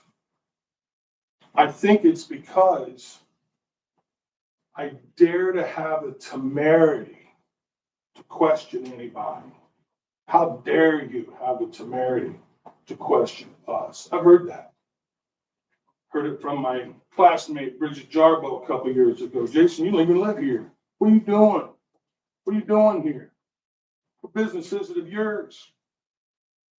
Mike, I felt berated by you for 18 minutes. I recorded it on my phone. You told me you didn't want me to come here. Talk about it in the newspaper. We're tired of listening to it. I felt barked at and berated for 18 minutes by you. Other people have said, you people just, Kiana Wheeler said, when are you people going to get it through your head? This is a done deal. There's nothing you can do about it. All that feels very disrespectful to me. It feels very, very disrespectful to me. It feels disrespectful to live in a community and pay taxes in a community and have representatives who I feel as though to save your lives or the lives of your children, you guys probably couldn't articulate what your role on the RDA even is. I doubt very much. Admittedly so, it is difficult. It's difficult. Did any of you really understand a word Kiana Wheeler and Jason DuPont said? To save your life, or to bet $1 million, could you sit down and articulate what they really said? I've listened every time they've spoken. I spent copious amounts of time pouring through all of it. And when I hear them speak, even today, it sounds to me like on the Peanuts, Charlie Brown, when the adults would occasionally talk, they'd go, wah, wah, wah, wah, wah, wah, wah, wah, wah. And the point was, we don't really care what the adults have to say, right? That was the point in the whole Charlie Brown thing. In talking to some of you, I've had to actually inform you guys and people on the county council that they're not the RDA. Those two people right there, they're not the RDA. They sit on your board of directors. You're the RDA. So when we talk about disbanding the RDA, which you're legally obliged to do, despite what Kaiser Wilhelm has told you, and the last time he was here, I'm sorry, Bill Kaiser told you the last time he was here, well, there's a 95% chance that this is going to happen. That's illegal to say. He can't say that. First of all, it's a lie, and he knows it. He knows it. I don't think you guys really know what your obligations are and what your roles are. This thing should have been, we shouldn't have to come in here and continue to talk about it. I heard you say, well, what happens if we abolish it? Well, what happens? You are it. You're supposed to know. You're not supposed to be relying on Bill Kaiser and Hank Minke and Mark Schroeder to tell you what it is. You are it. You're supposed to know, and you don't. You don't. A former councilman said to me recently, yeah, they don't want to hear from you, Jason. They're okay listening to other people, but they really don't want to hear you talk. Why not? Well, because they're scared to death. Then nobody knows what you're going to say. They know you've got the dope on everybody. And you've got half the people recorded doing criminal stuff. And they're afraid you're going to let it out. And I'll tell you, it's tempting for me to do that when I feel the way I feel inside. When people feel the way they feel inside. I don't want to embarrass anybody. I don't want to embarrass Mr. Schroeder, despite him calling me an effing piece of SH. I don't want to embarrass him. The fact of the matter is, if I drove past his house and it was on fire, I'd run in to a burning house, think even if I knew I might get killed to try to save his life. I would. I would. I expect things from you guys because you're our elected representatives, right? One of the things I expect is for you not to do the bidding of the people that you think are in charge, that you think are running the show. For those of you that are still confused about who I am, you're right, I do not possess a German surname. My mom married a guy from here, 1978, Mike Schmidt. You all know him, used to own the Heritage Inn in Mesa. They're still married today, 45 years. I was here for 3 years and left. About 20 years ago, my stepdad, Mike, and I were having a conversation. He goes, oh, no, Bill Schmidt, his first cousin, he didn't do anything. He didn't run the show. The mayor doesn't run the show. It's the factory owners that run the show. They're the ones that are really in charge. Bill's just a puppet. I was offended by that. And I said, I thought you liked your cousin. But he said, I do. I love him. He's great. I think Bill's a great guy, but he's not running anything. And I was reminded of that when some of you appointed Ryan Craig from this council to mayor. And I told Ryan that. I said, Ryan, you know full well that your only qualification for being mayor is that you can be controlled by Mike Braun's sycophants to do whatever he wants on the road. That's your only qualification for being mayor, and you know it. And he didn't argue that point. That makes me mad. That makes me mad. It makes me real mad. I feel like you guys have an obligation. Just do your jobs. That's all. That's all. As a bricklayer, we kind of have a running joke. There's no such thing as a masonry practice. You know, like a legal practice. Like a medical practice. I don't get to practice bricklaying. I got to get it. I got to nail it. I got to get it right. Right? Or I don't get paid. Maybe people get hurt. Right? Lawyers, they get to practice. And they'll tell you. Bill will tell you. Hey, I'm not guaranteeing you that I'm going to win your case. In fact, I might not, but I still want paid up front. A doctor will say, you might not survive this operation. I'll take that insurance card before we start. I got to nail it. Most of us have to nail it. You guys have to nail it. You guys have to get it right. I've been watching y'all. Some of you are new. I know, Mr. Stallman, you're new. And I know that some of you weren't on when this corrupt RDA got started. And it's corrupt. It's corrupt. It shouldn't be up to me. You guys are supposed to know. You're supposed to know. It's your jobs to know. You don't get to practice. You guys have to nail it. I know these are hard things that I'm saying, but it's Jason DuPont and Kiana Wheeler are liars. They're liars. Let me give you an example. I'm going to tell you guys a true statement. Some of you have heard it before. My name's Jason McCoy, and I went to Harvard Law School. That's a true statement. I can show you my driver's license. I am Jason McCoy, and the last time I drove through Boston, I went to the campus, and I put my hand on Harvard Law School, and I took a picture. Harvard Law School. But I'm not a Harvard-educated lawyer. I'm a bricklayer. Mark Schroeder, the liar. I'm wondering, am I the only one paying attention to this? No, there's several of us paying attention to this. There's grotesque corruption in this community and have evidence of that. We could be talking about that, but we're not. This isn't the appropriate forum, right? It's not. I'll tell you, I would rather have because they hide in the shadows, in my opinion. I trust us, and you guys are going to protect us from child predators because that's out in the open. We talk about that. He's serious about what he needs to keep us safe and to keep these kids safe. And you guys are having an open, honest discussion about it. I'd rather have to deal with that problem than sneak peeks, people who control some of you. And we got to come and fight tooth and nail to keep you guys honest. That's not why we asked you to be here. You asked us to be here. So we obliged you. Now we want you to step up. Just do your job, that's all. Learn that you are the RDA. Learn what your obligations to us are. Right? The road's over. The road's over with. Unless you've been living under a rock, any assertion that it's 95%, this is all just continued waste. This is all just continued waste of our taxpayer money, waste of our time. It's all just waste. Every bit of this, it's all just waste.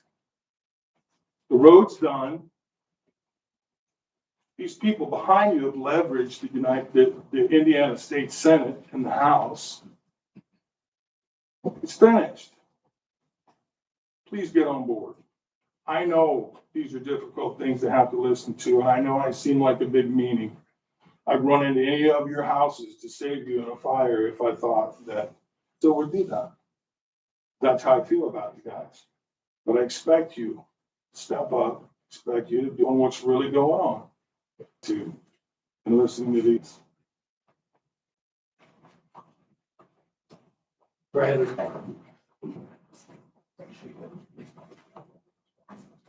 And I believe I've addressed this council before. I've not had the opportunity to address it by Fiscal yet. Give me just 1 second to arrange my papers. I hope so. In District 48, co-founder of Midstates. I intend to honor your invitation, direct, and by making your decision here as easy as possible. Debate the Midstates corridor. That debate's over. The project is dying. I'm here about one thing on December 29th. Mr. Kaiser, RDA's legal counsel, told this council there's virtually nothing left for the RDA to do. His words. Mr. Schrader, the chair, confirmed that Tier 1 is complete and that Tier 2 is entirely NDOT's responsibility. Mr. Kaiser told you the RDA has no revenue source, no taxing authority, and that its powers, including eminent domain, are a paper tiger. Their own counsel also acknowledged that the RDA missed the statutory window for initiating renewal, the 12 to 18-month period required under Indiana Code Title 36, Article 7.6, Chapter 2, Section 5. So the RDA's own leadership told you they have nothing to do, no money, no real power, and they missed their own deadline. They made our case for us. We barely have to be here. But we are here because there's a number that this council needs to reckon with. 81% of Du Bois County's registered voters oppose the Midstates corridor. Countywide, registered voters, a professional public policy poll paid for by the Property Rights Alliance and individual citizens like me. These are the exact people you represent. Brad, we're not live streaming anymore. Just FYI. Okay. There's a problem. All right. It says it's streaming, it says there's no volume.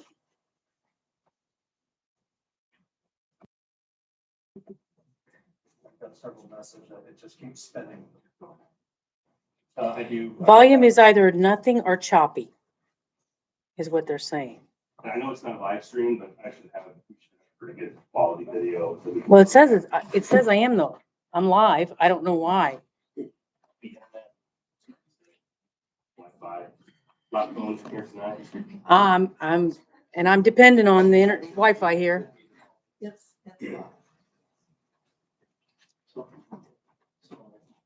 Oh, no, I feel. We'll give you time. It was working fine when Jason was speaking. That's all we care about. It's what somebody said. I mean, I don't know what else I can try to do It's here. back on. Great. All right, I think we're good. I believe, yeah, I was talking about the 81% of Du Bois County registered voters close to Midstates corridor. And the same poll found that the vast majority of those voters will not reelect anyone who supported the corridor or failed to take a clear position against it. That's their promise. Now, you're the Du Bois County Council. Your jurisdiction is this county. These are your voters. This is your job. They told you what they want with perfect clarity. So I have to ask, and I'm asking sincerely, what possible reason could you have for not listening to them? I can only think of two explanations. Either you're afraid of something or someone, or you think you know better than 81% of the people you represent.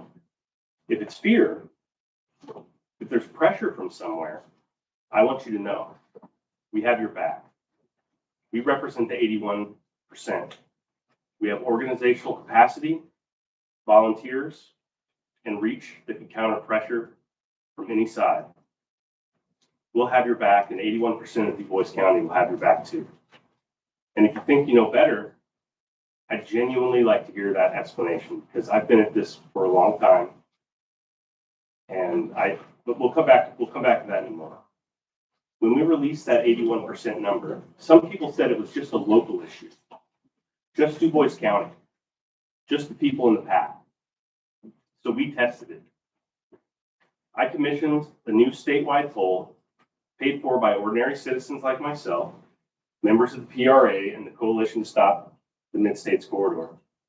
Public policy polling surveyed 554 registered voters across Indiana this week, and the results are devastating for the project. 74% of Indiana voters want the Midstates Corridor canceled. Not Du Bois County voters, Indiana voters. Statewide, 88% want the $1.1 billion redirected to local road and bridge projects across the state. 88-3. That's some of the 400 projects that have been canceled by NDOT. This is not a close call. This is a verdict. 85% say the state should respect local opposition when a community opposes a highway project.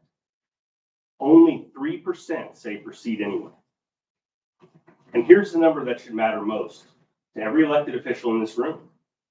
74% of Hoosier voters support the legislature overriding the governor's veto if they try to cancel this project. 74-5. And before any don't understand something, let me give you the crosstabs. 84% want less likely. That's 9-1. There is no political constituent percent disapprove. That's statewide. In December, his approval in Du Bois County, his home county, was 16%. The people of Indiana are sending a message, and it's not. Here's the context you're making this decision in. At the State House, even Republicans are publicly questioning this project. Jim Pressel, the Republican chair of the House Roads and Transportation Committee, looked NDOT in the eye and said he can't understand spending $1 billion plus on a new highway while hundreds, over 400 other road projects are being canceled. His words, I'm just not getting it. Kerry Hamilton proposed letting the public decide on this project statewide. That didn't fail on the merits. It got blocked on procedure. And here's the point that matters for you. Don't act like one person in Indianapolis can snap their fingers and make this happen. Even the governor can't build a multi-billion-dollar highway by executive order. The legislature controls appropriations, and the state budget bakes in oversight mechanisms. Budget committee review on major moves and transfers is literally written into the budget law. So if anyone is sitting here thinking, we can't cross the wrong powerful person, understand this. The power to keep Du Bois County in the RDA is not some unstoppable force. the choice. And tonight, the choice is yours. There's legislation in the pipeline that would give the state legislature more fiscal oversight over the Midstates corridor. If that passes, the project effectively loses its funding. We expect it to be passed. And then we expect it to be vetoed by the governor. And for that veto to be overridden, 74% of Indiana agrees. Within days, the legislature may end funding for this project. Do you want to be the last body in Indiana still clinging to a dead RDA for a dead road? Or do you want to lead? You need to act before that happens. Today even. You won't get credit for opposing something that's already dead. We're disclosing this here today because we wanted to give you time to make this right on this issue. We're telling you exactly how to do that. I want to publicly recognize Doug Evelor and Alex Holt. Doug's attended Property Rights Alliance meetings. He's listened. He showed courage. He told his council in November that he's been against it for years now, openly, and that the project totally changed from what it was sold to begin with.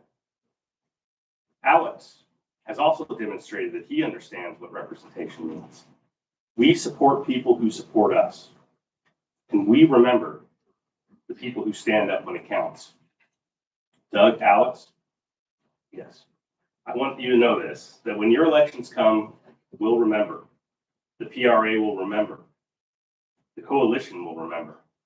And I, as a Democratic candidate for state Senate, will gladly appear alongside of you and speak of your courage, regardless of party.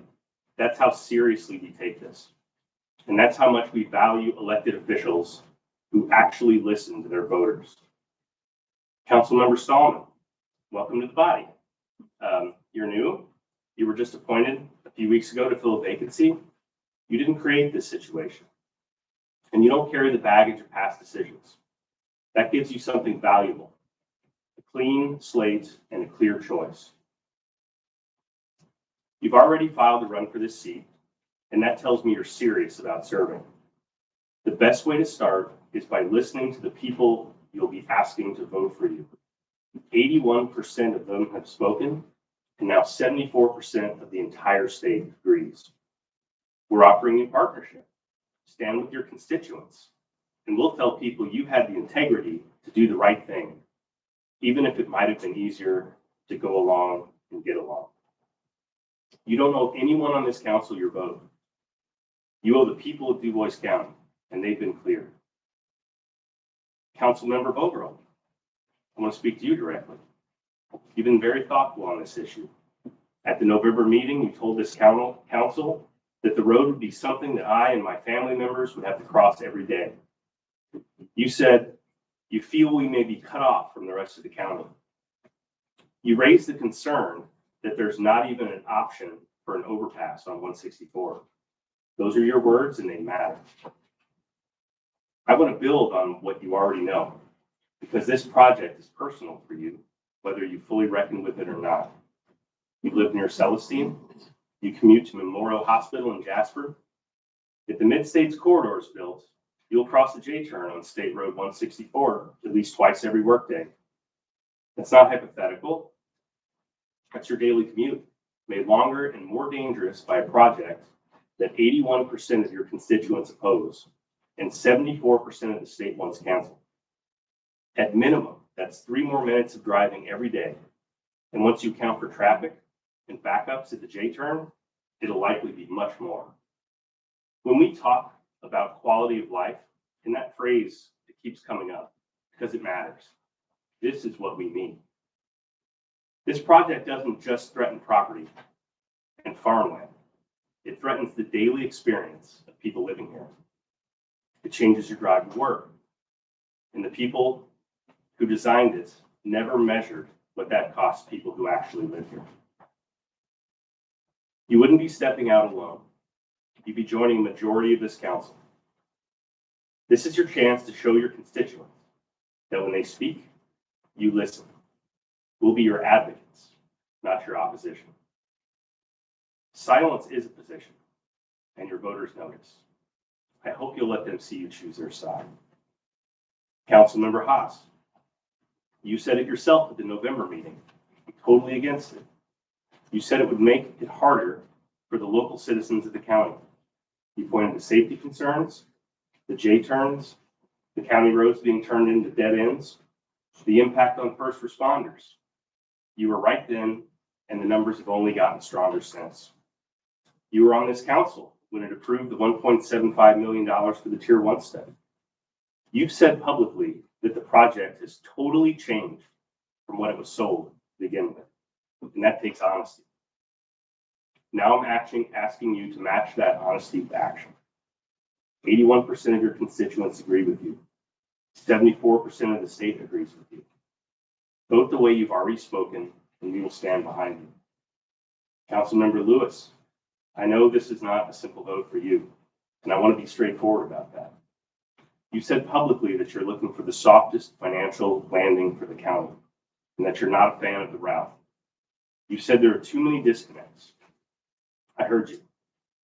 I respect the way you approach decisions. I've seen it firsthand. You do the work, you listen, and you do what's in your heart. That's all anyone can ask. But I want you to consider what your constituents are telling you. 81% of them oppose this project. 74% of the state wants it canceled. And the RDA's own legal counsel says there's nothing left for them to do. The softest landing is one where you listen to your voters and withdraw from an authority that has no purpose. That's not a hard landing. That's a clean exit. And there's no version of this where staying in the RDA protects the county's finances. It only preserves an entity with broad statutory powers and no accountability. I hope we align on this, but whatever you decide, you have my respect. President Kleesner, at the December meeting, you asked a question that matters. Does it go away or what? In other words, the council, if the council doesn't vote, does it just fade away on its own? Let me answer that plainly. No. If this council does nothing, if you don't pass a withdrawal ordinance or you delay a vote, you're still making a choice. Inaction is not neutrality. The default is that Dubois County stays bound to an authority that has nothing left to do, that missed its own statutory deadlines, and that 81% of your voters want you to leave. Under Indiana Code Title 36, Article 7.6, Chapter 2, Section 3, Jasper and Huntingburg cannot withdraw unless the county does first. So if you wait it out, you don't just bind the county, you bind those cities too. Not voting is a vote, and voters will understand it as one. Now, I've also heard a fair concern that withdrawing from the RDA could leave this county without a seat at the table, without someone to communicate with NDOT on the county's behalf. I want to take that seriously because it deserves an answer. First, the RDA hasn't been keeping the council informed. You weren't even contacted about the renewal requirements. If the RDA was your line of communication to NDOT, that line was already broken well before we got here. Second, NDOT does not need the RDA to build this project. Tier 2 is entirely in NDOT's responsibility. They have their own project managers, they have their own engineers, they have their own public engagement process. If they need to talk to the county, they know where you meet. Third, and this is the important part, anything NDOT proposes that affects Dubois County should come before this council and the commissioners directly. That's how representative government works. The people of this county deserves to have their elected officials at the table, not an unelected board that hasn't been reporting back to you anyway. President Kleesner, you've sat in that chair through every meeting on the issue. You've heard the 81%, and now you've heard the 74%. You've heard the RDA's own counsel say there's nothing left to do. I believe you want to do right by this county. Tonight's the chance to vote, to show it. Call the vote. I want to say something about how we got to this place. Somewhere along the way, some people in local government started enjoying the feeling of being in the room more than the responsibility of representing the people who sent them there. Big projects, schmoozing with the governor, feeling like they know what's best for everyone. You've seen the pattern. A mayor resigns, the county councilman gets appointed to replace him through a party caucus, no election, then another appointment fills the council vacancy. Nobody voted for any of it. Offices changing hands in a closed room decided by a handful of party insiders. Meanwhile, the people of DuBois County are just told to trust the process. Now, let me make this personal for a moment, because this project is not an abstraction for me. It's my home. My family bought a house in the study area 1 year after moving back home to Jasper. Before we close, a trusted neighbor asked our realtor directly, would potential buyers be warned about the corridor? The answer, no. They had no obligation to disclose it. No obligation. And the irony is, the owner of that RE/MAX brokerage is your former colleague and our future mayor, Ryan Craig. You can't tell me he was acting in our best interests. Whether or not what was done to me was legal or not, it was immoral. And I don't believe it's representative of the values of our community as a whole. Is it any wonder that the good people here are wondering about fair and just representation? Think about it.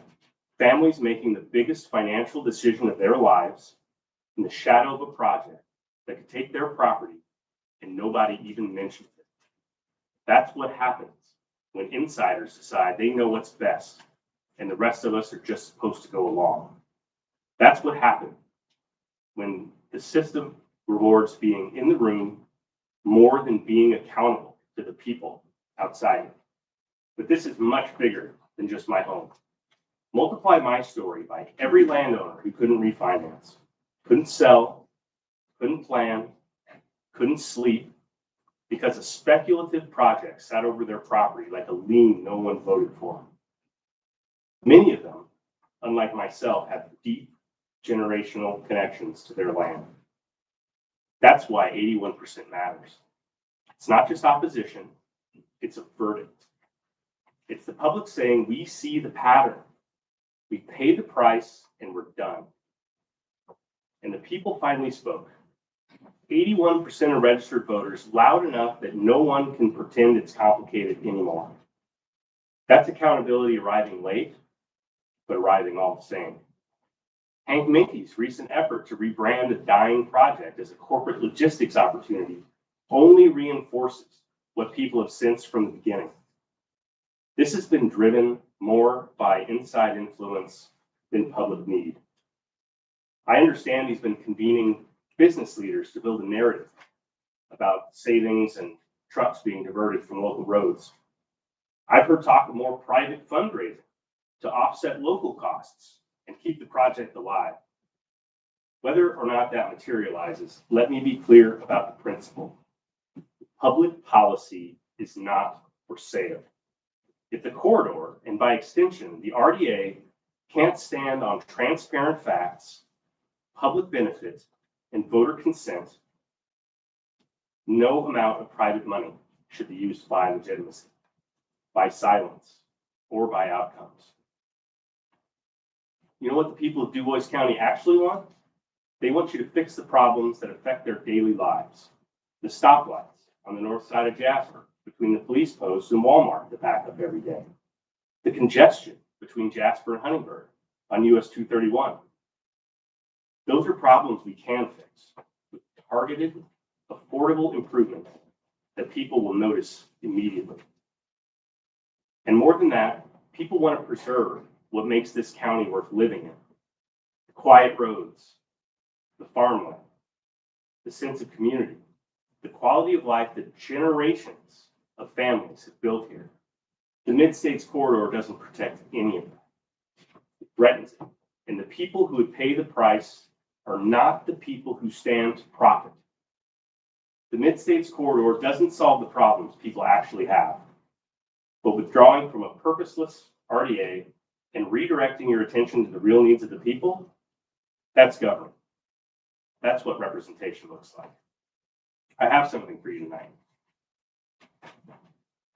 This is a draft withdrawal ordinance.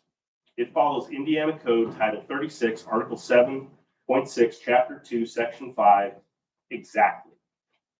Adopt the ordinance. Provide written notice to the RDA, and the RDA notifies the Indiana Economic Development Corporation. That's it. You have everything you need to act tonight. There's nothing left to study. There's nothing left to review.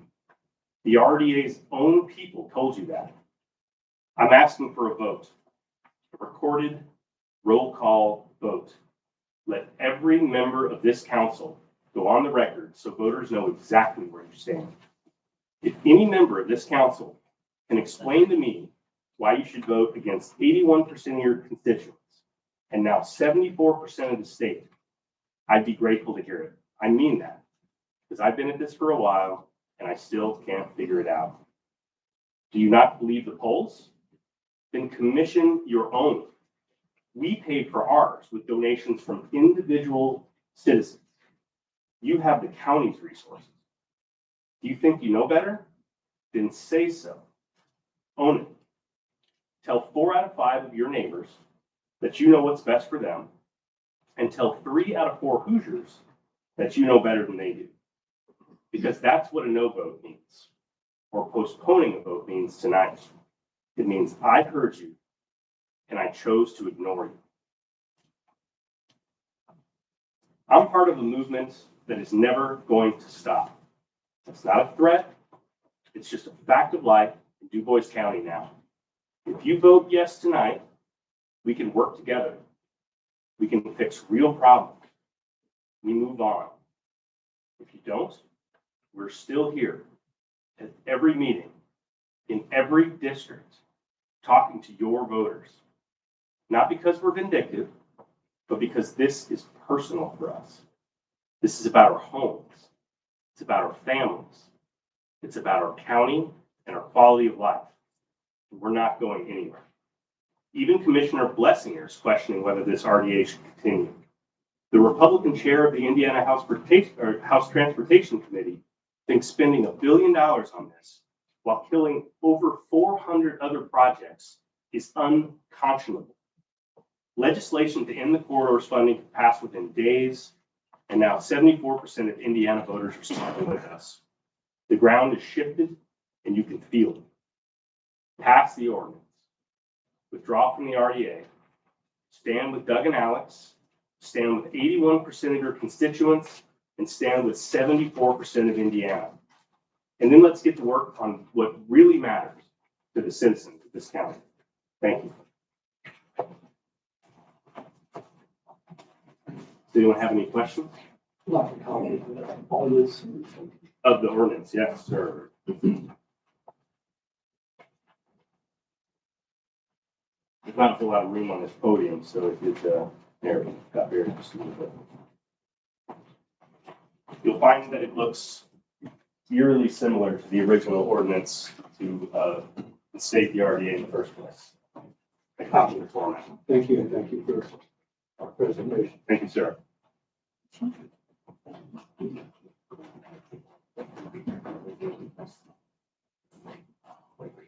So John, that's your, did you introduce yourself? Yep, John Kaltenbacher, Town of Holland board member. I'm, I don't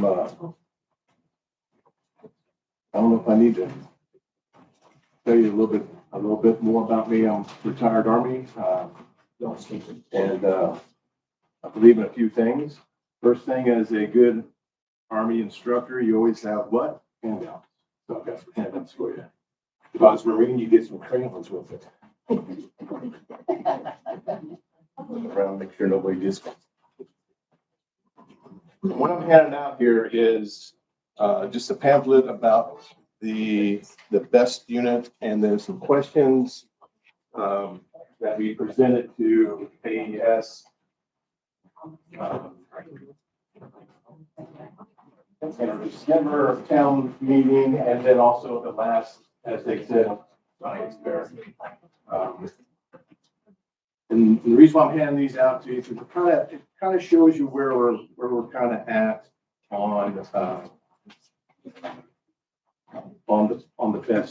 best zone. It's the whole thing about the best is how dangerous it is to our community of Holland and also Huntingburg. They put that battery unit 2 miles from Holland Elementary, which also has 2 daycare centers, and they're almost 2 miles to Huntingburg Elementary. So on the back, you can kind of see the map. The QR codes are some videos of some of the fires that AES has had, Moss, and then the nasty one up in New York. And it's just it's a mess. It's a hot mess at best. And no pun intended when it comes to we start talking about fires. Some of the background on this was coming back from my niece's wedding, great wedding. Coming back, my wife says, "Hey, Randy Bartle wants your phone number. He wants to talk to you about something." As an elected official, yep, you're always open for somebody, right? And so he called me up and said, "Hey, you know what? These batteries going in," and I'm like, thinking duck. And I'm like, "Yeah, I mean duck." He goes, "No, the ones by Holland." Now, the ones going into by Holland, I had not heard anything about. And as a city council person, you would think that this company would come up to us and say, "Hey, we're going to be putting some batteries in. You okay with that?" And as you all know, elected officials, that our number one priority as an elected official is our community safety. Plain and simple. That's why we have ordinances. That's why we have speed limits. That's why we have stop signs, even though we don't use them in Holland sometimes. That's another topic. Anyway, so I started doing some research, and it just absolutely dumbfounded me. I use that word constantly because we just couldn't find out information about this. Then the next thing you know, AES is starting to come to us saying, "Hey, we need to talk to you. We want to talk to you." So we invited them to our town board meeting, and the first thing out of their mouth was, "We haven't been fair. We have not been perfect in communicating with you guys." That's the first thing to say. You can go and watch that. Just like us, we have to tape. You can watch it, and your jaw would drop when they make that apology to us. So we've been looking. We, as our little coalition or our gaggle, whatever you want to call us, we've been looking and asking questions. And there's 3 things that I believe in, and the first thing is no such thing as I can't or it won't. Okay. I can't, I swear, if my grandkids say that, they do push-ups right there on the spot. There's no such thing. It's you're not willing to do the next thing, the hard right over the wrong, the easy wrong. It's just, you got to have that in your head. And the last thing is never pass up an opportunity to keep your mouth shut. I can't keep my mouth shut. I'm sorry. It's the way it is. So going through and just looking at all the different things, then we started talking about the importance of zoning. And I'm torn between the zoning. I don't want to be an HOA. I don't want to tell somebody you can't build something. But when it comes to being smart about what we're building in our community, that's what we need to be smart about. And allowing these BESS systems to be placed so close to community is absolutely, can you guess the word? Dumbfounding. I can't believe it. When they talk to us, of course they're salespeople. They believe in their product. I get it. But when we start saying, "Well, what about thermal runaway?" And this battery catches on fire, and we have school buses that are on State Road 64, which is exactly a quarter mile away from this BESS system, and the wind's coming from the south. These kids don't have a chance. The chemicals in that pamphlet we handed out to you, they're nasty. Everything from that hydrogen, whatever, if it's raining, now we've got acids. And it's just, it's maddening that they can sit there with a straight face and tell us it's safe. I can't. We've got too much evidence, especially with these fires, that show that there's a chance that that's going to happen. I truly believe, being a military person, in the what if monster. If you have an enemy out in front of you and he changes a tactic on you, what if? What if we can't stop him? And that's how I see that battery. It's an enemy. It's dug in, and I'm trying to cut the angle to see if I can stop it. That's just me. But then I started looking here, and now I'm going to start talking about the main reason why I'm here is the money, the taxes that they're going to be possibly bringing into this county, and how it's going to affect everybody inside this county. And Sherry, I'm sorry, Sandy, right? Don't shoot me when I start talking, because my shoes were off trying to figure out the math today, okay? So just don't get mad at me. But if I can just find it here. But it's just with this new, did I leave that at home? Let me see here. Right there it is. So with these changes in the taxes, especially like the Senate Bill 1, and then of course the new 2026 solar land base rate, that right there, just where they're going to take, what that basically going to do is if it's agricultural ground and they put solar on it, it's going to change it, basically change it where they can't be taxed as farmland. It's going to be taxed as a commercial area, commercial batteries. So changes it up a little bit as far as the money and everything else like that. And you have to figure out how much acreage is actually going to be within solar panels. It's going to have the BESS system on it. It's going to have the substation. What else is it? The roads. Yeah. There's a lot there. That everything that goes into this project that adds that all up. And I think I looked at that, and it was like 426 to 427 acres. That's all they're going to really have right now. So that's the money that you're going to be able to that's the tax that you guys are going to be able to collect on that actual. Even though they have 1,600 acres out there, you're not going to be able to get that kind of money from. So this law, or this rate, I guess I want to say, it's broke down north, central, and south. And with south, and don't yell at me, okay? Don't get your calculator out yet. With $426 to $427, they're going to be these acres are going to be asset at $20,000. So you're looking at $8.520 million. That's what they say they're going to give the county. $8 million. 8.5, something like that there. So I started looking at it, it's like, well, how is this broken down? How are we going to break this down for our county? And it's broke down for schools, Du Bois County, Cass Township, Fire Protection District, library, and other small funds. And how that's broke down is in the amount is the schools will get 45 to 55%. Du Bois County will get 20 to 25%. Cass Township will get 5 to 8%. Fire districts 5 to 10%. Libraries 3 to 5%, and other funds will be 2 to 5%. So that right there, just say the schools, if you look at that, you're going to get 120 to 145,000 for the schools. Okay, and then Du Bois County, 52 to 66 for Du Bois County. And this is just rough math. Yes. Are you accounting the personal property section of the property taxes? Because they're under $2 million property cap, they're going to be exempt like a lot of businesses in the county. Right. So we might be, you're not counting. I'm not counting that. Okay. No, I'm not counting that. No, I'm not that smart to count that. Okay. I don't have enough toes on my left side. Okay.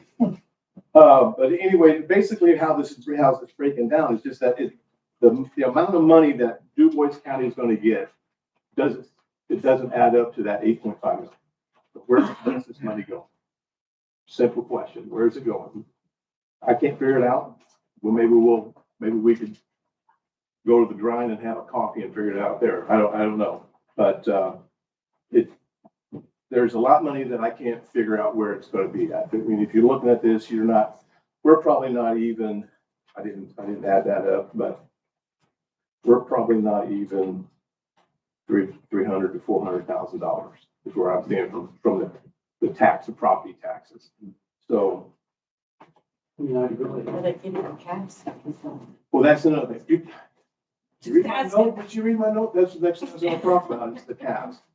The tax caps, and that's what the next thing is. I couldn't figure out where that money is, and I started looking at it and tax caps. Yeah, so that's where we're at with that, so. Did you see the Purdue study where they looked at some of these solar parks and the generation and revenue they're getting off them? Long story short, 1,000 acres in panels is generating about $1 million for the county. Yeah. So, I mean, I don't know where we're gonna be. Yeah. I'm just telling you what the study is done on existing solar fields. And again, we probably fall into that tax cap issue, so we just don't know. Yeah. I can send it to you. Yeah, I don't think I've read so much stuff, it's. You figure $1,000 an acre. Yeah. Come out to it. Yeah, that's about right. But, so after doing all that, I kind of sent some questions out to you guys. I sent Alex that, and then I sent Sonia that, and then she graciously gave them all to you guys. I think we all. Because I could not find, I was gonna personally go ahead and send them to you, but I couldn't find your emails, so. The questions, it's, these questions we probably really can't answer truthfully with all the different things that are happening now with Senate Bill 1. So I'm okay with, if you guys want to table that part of it until we figure out how this is going to affect us. I'm fine with that. Because after I did that and Alex sent me some stuff, I was like, there went my whole presentation right there. So. And ours spent, with the assessor, would probably get you a lot of more insight. Okay. That's where I would go, Yeah. to get the same questions. Yeah, and I know Alex said that you had some answers for me too, so. Similar numbers on disbursement to the schools you're right on. The Department of Local Government and Finance sets that budget, deviates that money as it goes. One thing I do want to say though is zoning, it's been a hot topic lately. There are solar parks in Delta County, so I say just make everything agricultural. Everybody's pushing forward growth. We need to approach that very carefully. Various planning conditions for what we're going to determine where stuff goes. And we don't need to be punitive about agriculture. Yeah, because you're going to have some major pushback. You're absolutely correct, and we could do it. Instead of doing what I consider a hard zoning, where you just say HOA style, this is it. You can't do this, you can't do that. This is the way it's going to be. If we would do a comprehensive type of study or a soft zoning where we say we look at solar and BESS systems and put some strict requirements on them. Huge setbacks. I mean, these setbacks that they put out there are just ridiculous. How close they can be to your property line or your house. Well, we're going to solve that problem by putting a row of trees in for you or a high bank so you don't have to see it. Does that pass the common sense test? When you and I toured the Petersburg facility, I told them we passed the tax abatement moratorium. We're not getting any money from the county. They said, thanks for telling us we were going to apply for that. So everyone on this county voted. We're not going to incentivize. Yeah, absolutely. And I appreciate you all doing that. Saying that, I would like to, I think this moratorium is 3 years. Is that correct? A 3-year moratorium. I would think that if we can't get zoning to go through in this county, because we're probably going to get beat up on it. There's a lot of people, a lot of farmers that don't like zoning. That's fine. That's why we sit and listen to people and talk and trying to figure this out. is if that you guys might look at doing a amendment to this moratorium where it can be permanent, and be permanent for solar and BESS systems. BESS systems themselves, just the batteries itself, and then these data centers and AI centers. Because if you don't know this, and believe me, I do know this because it's eating me alive, is Warwick County has now looked at a data center, which is going to go on brown ground. If you know what brown ground is, that's mine. That's fine. You can put it on brown ground all you want. Don't put it next to a school or a hospital or a daycare. That's fine. But they're also looking at solar in Warwick County, which is 3 miles. The farmers that are looking at it, it's 3 miles away from Holland. So now we have Duff to the north. We have Crossvine to the east. And now, good possibility of having a large solar and BESS system to the south. All we need now is to the west, we can raise up the white flag and just surrender. And then, like again, Warren County's got a data center, and there's talk that Dell is now going to get a data center. So if we don't get control over this, what do you think our electricity is going to be like if we don't get control of this? I mean, they've already told these data centers, like when we had that last snowstorm up on the East Coast, they told the data centers, get off the grid, make your own power. And that's something that we could put that in the zoning. If you're going to do a data center, you have to have your own power. You can't be on the grid. I mean, it's just, again, here we go into this soft or hard or common sense zoning. So, but yeah, I would like to see maybe if you guys would consider doing that. John, you wrote an article about House Bill 1333. How is that progressed? Is it gonna go forward? 1333 and 1315 are, as Senator Schmidt told me the other day, they're dead. And if you don't know what that is, it's basically taking local control away from counties and sending it up to the state. Okay, 1333 was where they would take almost all the control from the county away and let Homeland Security be the ones to decide all this. Well, they already decide if it's the good project or it meets all the fire requirements of the 855. So, but again, there has been a push. There's also another bill, Senate Bill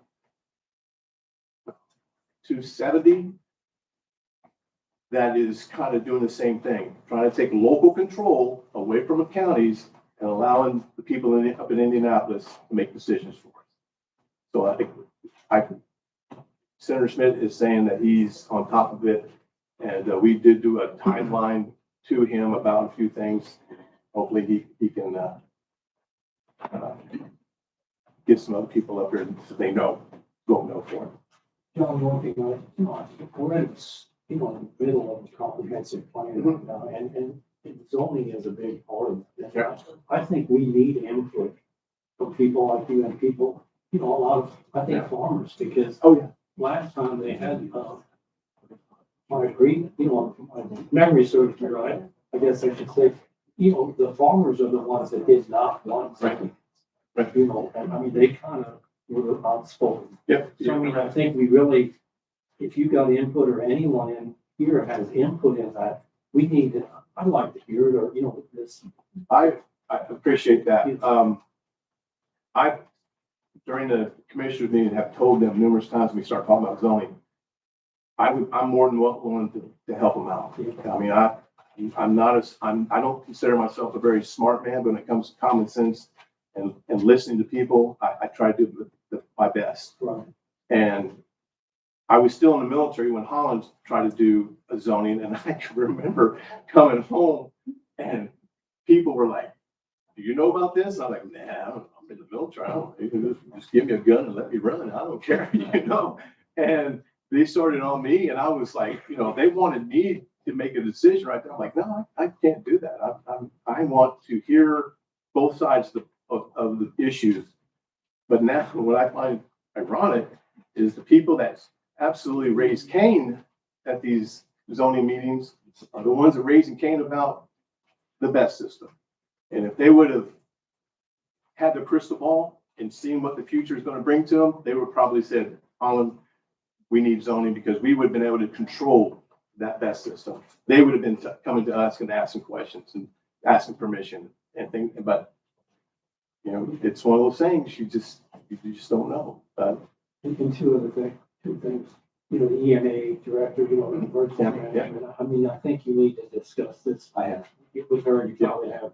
You know, I think, you know, these companies, I think they mentioned in the commissioner meeting also, you know, they may help us with, you know, the area with a fire truck or pay for, you know. And I think that's something we ought to pursue.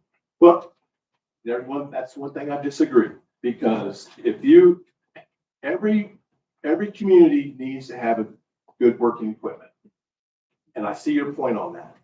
But if you've been to some of these EMA meetings with AES and they say, if we have a thermal runaway, your firefighters will go up the gate, that's where they're going to be at. They're not allowed to put out any fires. If there's somebody on the ground, they're going to send some people in to grab that person, bring them back and perform first aid on it. But if there's a fire, you are not allowed to do anything to it. You're going to be letting it burn out. That burnout is that thermal runaway. That's where we start getting hydrogen fluoric and all this other wonderful heavy metals and things like that. If you put water on it, then you just compound the problem. You're going to be putting heavy metals into the stream, Short Creek. Short Creek runs into a wetland. The wetland goes into Patoka. It just downhill. Depending on which way the winds are blowing, that could get into Holland Lake. It goes in Holland Lake. It goes down into Sugar Creek.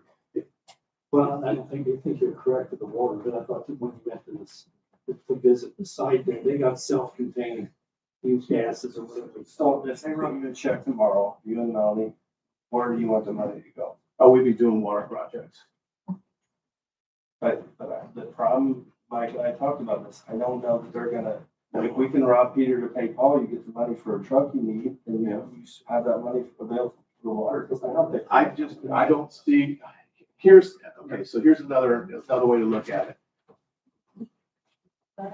Melanie, Tom, and myself have done things. We've been very vocal about not wanting this near our community because of community safety. How would it look for us to say, yep, give us a fire truck, and then we have, say, 600, we had around 600 people on our petition, and it was like, you two-faced son of a, you know, I mean, that's my mentality. If I was on board with this, I'd let them build a fire station, put all the apparatuses in there, and then I'd smile real big with cutting the ribbon. But I can't see us receiving that kind of, I don't want to call it a bribe. You know, I don't want to say it's a bribe, but we are trying to fight this tooth and nail. And for our fire department to get a brand new truck, which we need a new truck, we're working on a new truck. But for us to receive that, just to say, hey, thanks a lot, AES. That's just, to me, it's I can't swallow that pill. So I just can't do that. And you know, I just can't do it. Okay. I appreciate you. I mean, an example of that would be our resolution that we've got here signed by all three of our town board members, stating that we don't want this BS around us. You know, and it talks about things like, as a county, you need to worry about the airport. The airport has those solar panels are going to be in. I'm a pilot, and I've flown Departure 27 on a very windy day. Probably shouldn't have done it, but I wanted to. Scott Brown and I went up and we flew it, and we had to put 9 degrees of crab in that plane, stay on a good heading to go over the top of this so-called area. And as soon as we get over there, the airport overlay, the solar panels are going to be there. And like I explained to people, we do a lot of training for young pilots out there and some old pilots out there. And if they get out and do their first cross-country solo by themselves, Or they go up and they have to do a solo, do three touch and goes, and something happens, and he's departing 2-7, he's now going to be in that area where could be solar panels, or if he's out a little further, there's that BESS system. If he's low, if he's heavy, he's got a lot of fuel on there, he hits one of those, it's compounded. And FAAs, they seem to be okay with it. Oh, we got solar panels up there in Indianapolis. Well, the panels are running east-west. The airport runways run north-south-ish. So that's not a big issue with glare. But we can't figure out where or how these solar panels are going to be. Most likely, if they're panels that are going to be articulating, they're going to be east-west. Runway is east-west. I've taken off on runway 9 early in the morning. That sun beats you to death. Just think what happens if, and I don't want to, I could stay here all night. I know you guys are, I'm starting to turn into a pumpkin myself. So. Well, thanks, John. I just thank you for what you did, you and Randy Bartle. I mean, you've been on it every constantly. And I appreciate what you guys did. You're looking out for all in advanced townships. But with private property rights, it's not an easy. It's one of those delicate things you gotta maneuver through. And these people signed up for this years ago. And I put a letter to the editor about that, and I mean, I've been putting a lot of letters to the editor out there, and I try to see both sides of it, but then as an elected official, community safety is number one with me. So I always fall back to pointing that finger at you going, that's the silliest thing I've ever heard, guys. I mean, I even asked that question. When they bought that project from Light Source BP, I said, did your engineers look at the placement of these BESS? And they no. Again, common sense override. I would have, if I was smart enough to be an engineer, I would say, look, hey, this is awfully close to, we can move it over here and it's not going to be a big deal. But it isn't. And I have one last thing, and then I will walk away and grab my hat and go home. And if I can remember where it was at. Oh, here we go. One of the things inside this that I've looked at, since Holland does not have any control over the system, the BESS and solar, because we're not close enough, we don't have any ordinances or anything like that, is that, I would like, and I've talked to our lawyer, town lawyer, and she's going through, she's starting to hate me because I just wear her out. Hey, can we do this as a town board? Can we do this? But it is a interlocal cooperation agreement. And what that is the premise behind it is Holland can ask Cass Township for some money, and we could ask you all for some money. And that money would be for purposes of being earmarked as public safety. That would go into a fund where if we would have to do an evacuation in town, Holland didn't have money for that. Yeah, somebody some down the road is going to be paying for it, but at that point in time, we were going to have to pay bills. We're going to have to put our firefighters out there. We're going to have to put our marshal out. We got to pay for that, and we don't have a budget for that. So that's just something my squirrel went from this side to that side, thinking about that the other night. So I talked to her about it. She's going to look into it. I'll come back up and talk to you guys more about it once I get that my squirrel moment to get it all squared away. But that's something else that I would like to talk to you guys more in depth about, is maybe doing something like that. And it's probably, I don't know what, I wouldn't know. It wouldn't be much, I don't think, but. Have you seen the decommissioning plans that the commissioners have? Yeah, I have. And you might have seen those. I mean, this thing right here. Yeah, I have. I looked at it.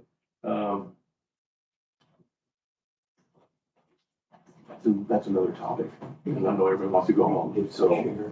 No, I know it's a lot. Yeah, there's a lot of things in there. I didn't get in the weeds of it. Yeah, deep in the weeds of that. And a lot of things that we're as a group we're looking at is this was started by Light Source BP, bought by AES Indiana. Now there's a Project Core, I think that's what it is, Project Core. Now they're starting to look like they're gonna get bought out by Black, yeah, thank you. Yeah, and, so now each step, we're looking at, well, if they buy something and the plan changes, do you have to go through the permitting again? And we cannot get a straight answer out of that. Everybody says, yeah, they have to permit, but we have to go back to the last 3 years. I'm like, it's not the same. 3 years ago, we had 4 batteries. Now we got 92 containers going out there.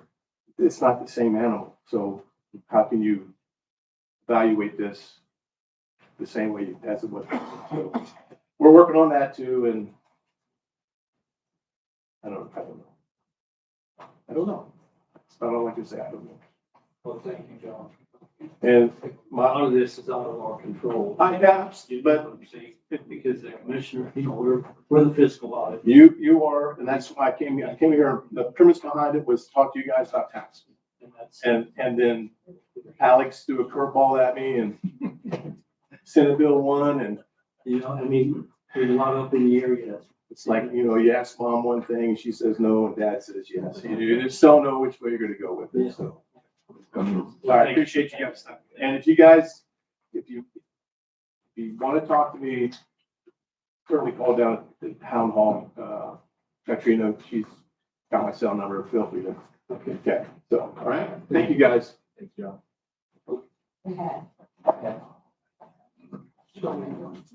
I guess next on our agenda is the additional appropriation.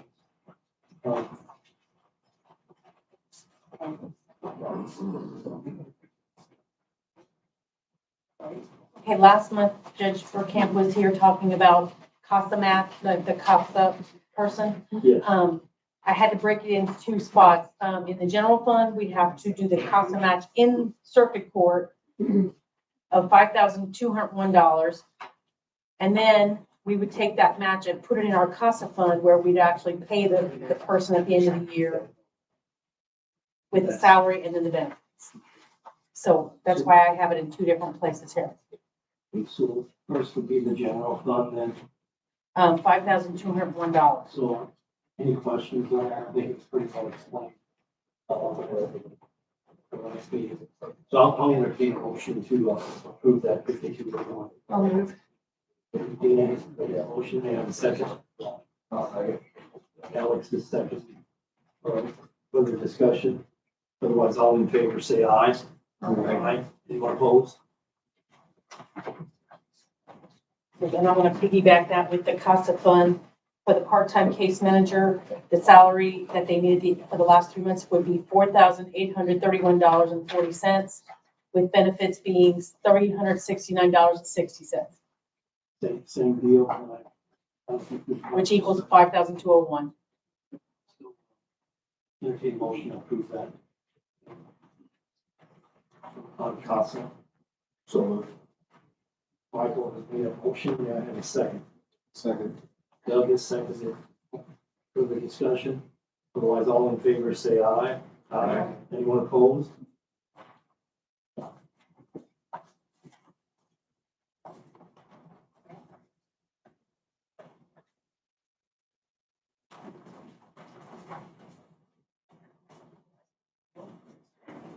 Okay, and the lit CR tax, as reported last time with fixing the shower floor in the community corrections, $27,870. That was discussed, and I spoke with the contractor today, where he's getting this proposal to the commissioners for approval. So they probably approve that on March 2nd. It's the date. That's the T&M, work on T&M basis. Hopefully be less than that, but that'll be something we have to do.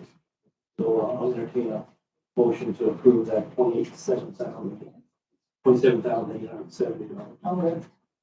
Dina has made a motion. I have a second. I'll second. Michael has seconded. Further discussion?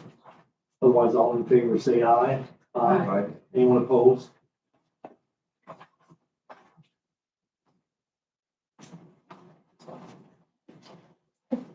Under the cum cap development fund, $400,000 for highway equipment as discussed last meeting by Donnie Leakin. And those funds, we checked are there to be able to do this. And we, those highway equipment, you know, they was, Donnie was saying trucks, but I think they were trying to do something different, maybe with one truck. I thought at the commissioner meeting, but it doesn't. It was a help. Something. They want to bid on it possibly, so they may change one of the trucks. So, but the dollar amount, they thought would go on. So, any questions on that? Otherwise, I'll entertain a motion to approve the $400,000 out of cum cap for the highway equipment. And Meredith has made a motion, and I have a second. I'll second. Deanna has seconded. Further discussion? Otherwise, all in favor, say aye. Aye. Anyone opposed? Continuing with highway equipment, under the highway, $132,210. So, questions on that, or conversation on that, or discussion? Otherwise, I'll entertain a motion to approve the $32,210. I'll move. Okay, Dina has made a motion, and I have a second. I'll second. Donnie has seconded. Further discussion? Otherwise, all in favor, say aye. Aye. Anyone opposed? And then to finish the highway equipment with highway restricted funds, $167,790. Discussions on that? Otherwise, I'll entertain a motion to approve that highway restricted to the highway equipment. So, Okay, Michael has made a motion, and I have a second. I second. Dina has seconded. Further discussion? Otherwise, all in favor, say aye. Aye. Anyone opposed? Okay, I do have and I provided you all the county's annual financial report. I'll be submitting it tomorrow. I gave you the thing that will be advertised in the paper this week, maybe next week. If you guys want to see anything in the details, they're right here. Will you have them in your office? That thing? Yeah. Yes. We're gonna. Okay. And then I only have one other thing. I have the amended salary ordinance. Wyatt, the community corrections did receive a grant award at the last, they didn't get it through the budget cycle last year, but it was amended on the end. It's the pretrial supplement grant. And so he's gonna pay one of the case managers from that grant versus our lit CR tax. So I need a biweekly salary amendment so we can pay this person. Okay, It'll that's be good. $2,278.09 biweekly. For a case manager. And it started back in January, so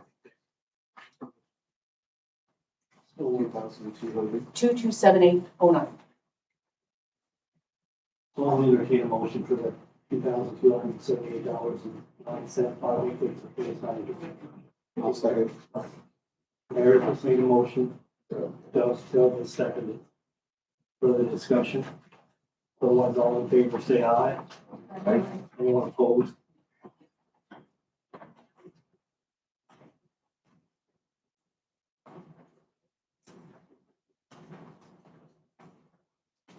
Okay, zero. I did give you guys a list of encumbrances in your stack of information too, that the county's gonna be encumbering from last year to this year. Yeah, I guess, I think at our last meeting, Dina, could you give us a little update on the sewer district? Yes. You know, because I think we were probably, it was possible to have an update. Right, the Du Bois County Regional Sewer District has met twice. And, in that we have, discussed the tentative plans with the engineers, which is Clark Dietz. Our attorney is Creek DeVault, and, they've been giving us advice and bringing us up to speed on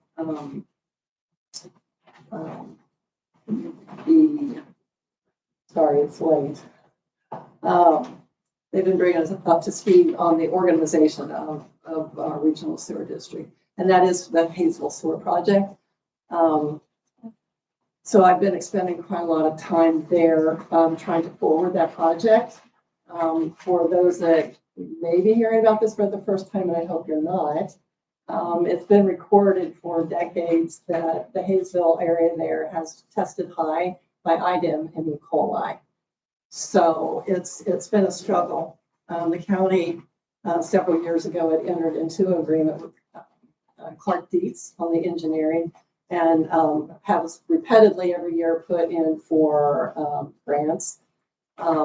Unexpectedly, the county got boosted up high enough later in the season, and it was awarded a $7.7 million grant that will help with that project. The project itself is slated to be about 16 to 18. I keep hearing 16. My number is actually $18 million for the full project.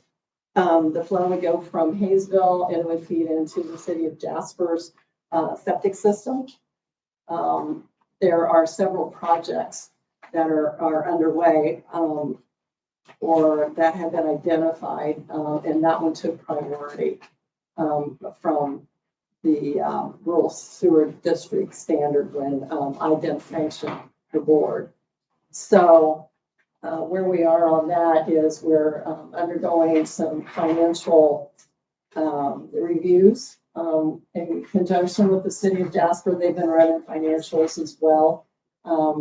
They have a proposed new plant that's going to hit the north side of Jasper. And we're waiting to see what kind of effect that capital expense would have on our end sewer rates for the residents along that corridor for Hayesville. Several years ago, there had already been a public meeting held that the residents were part of. And I wasn't on the council at that particular time, but I had received information that it was very well received. They're very aware of the issues that have been going on in that community and would like it remediated and moved on. So that's what we've been working on. The engineering design is about 75% complete. They're looking at where the rights of ways and things would likely travel. They're going to try to stay within the current easements as utility easements as they exist when and ever they can.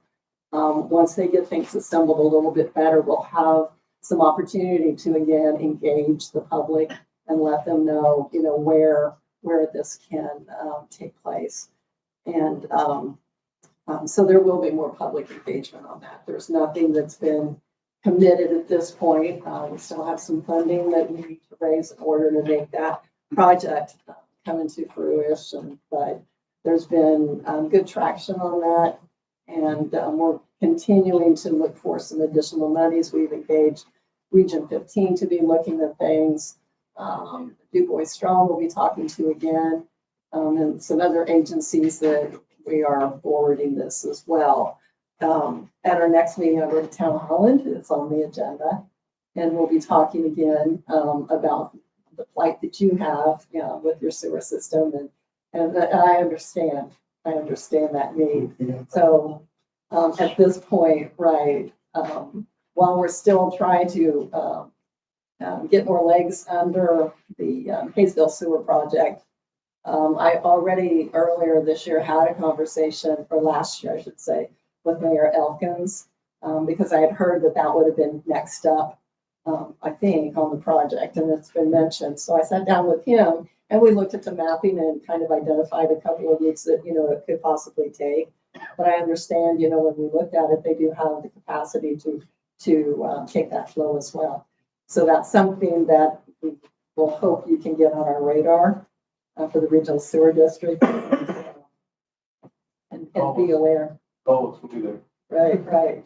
You know where you can find me too. So that's right. That's good. So we're very happy with the forward movement we're making on that. But again, the fundraising issue, that's going to be a big hurdle for us to undertake.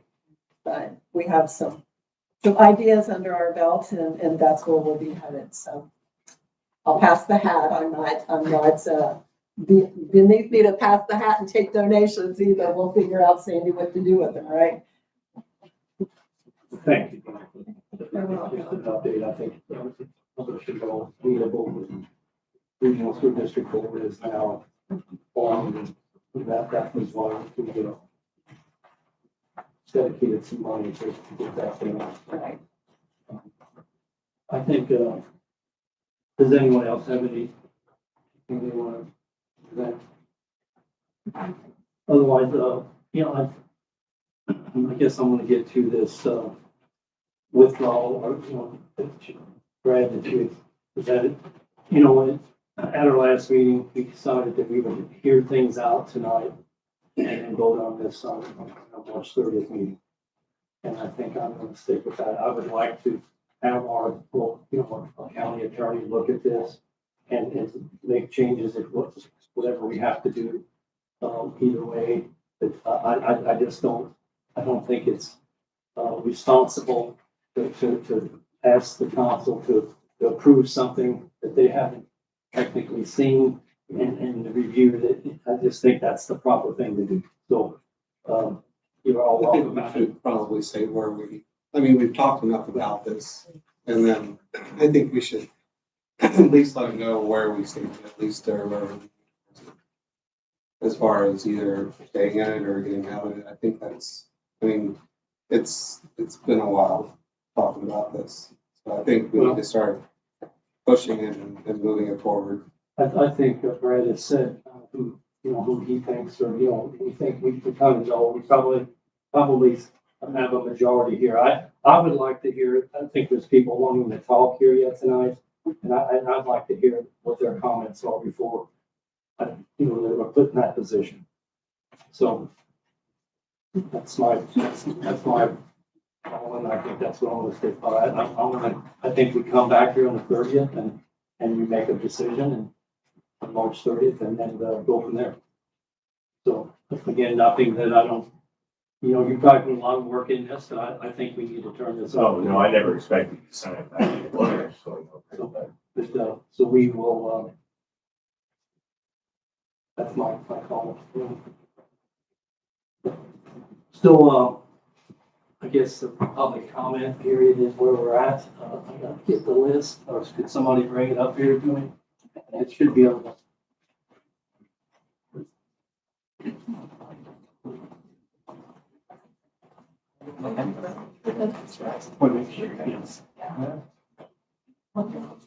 So, again, we want to be respectful of everyone else that's making these comments. You have 3 minutes to make your comment, and then we'll go. So I got Henry Baum.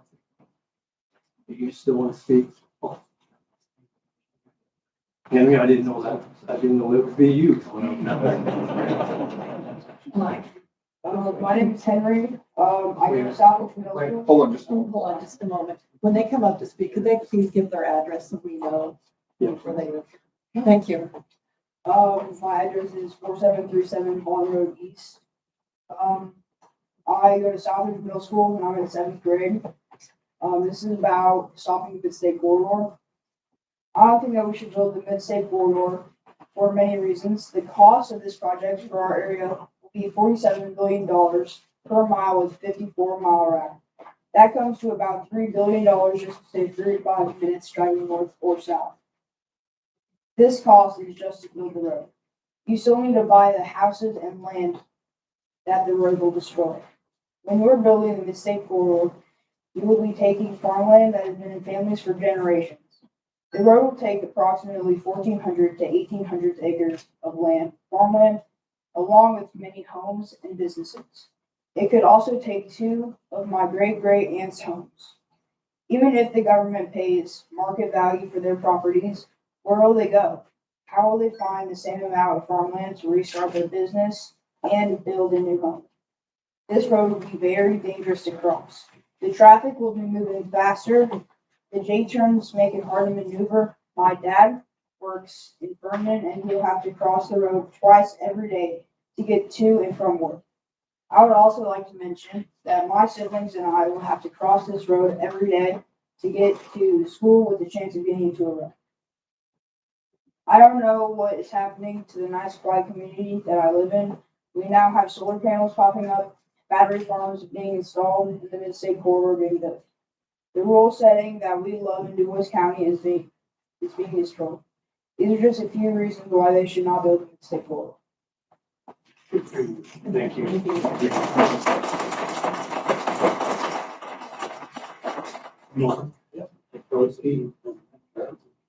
I'll be very brief here. So what I want to say is, there is a clear warning here that the DuBois County Council really needs to take seriously. If you understand what is happening around the state, what's going on today in DuBois County, it will be increasingly important to not just jump to assumptions when it involves being presented with perceived major opportunities for the county in the name of economic development.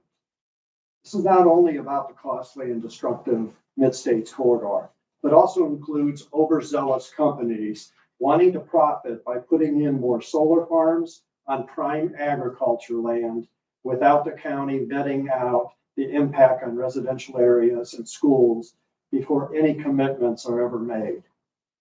Now, you know, I'm an advocate of protecting and cleaning up our polluted environment, and I'm an advocate for clean renewable energy, but in the right place and for the right purpose. There are better places to add solar energy parks without taking prime farmland, especially when the community will not benefit from the energy that's being produced from them. This state has several brownfields and abandoned landfill property that is available for putting in solar farms. Okay. But instead, what is allowed is that these companies strategically want to place them in locations where it will save them costs near transmission lines, and on top of that, try to ask for incentives. Now, I know the county has a moratorium on any kind of incentives. DuBois County is in the process of developing a comprehensive plan. You guys talked briefly about that. Zoning is a topic of discussion that does need to be taken seriously, because what will DuBois County see next? A data center or maybe an ICE detention center? Thank you. Thank you, Mark. So your residence is in Jasper, right? Oh, yes. 466 North Hooterville Road. Yeah. No, that's reneged. Yes. So, next, Matt, you pronounced your name wrong. So, Sue Alsperman, is she here? Yes, I am. You could, I told you the name, but. Well, yes, I'm Sue Alsperman. Thank you, President Kleesner and esteemed council members. I live in Ferdinand at 212 East 25th Street.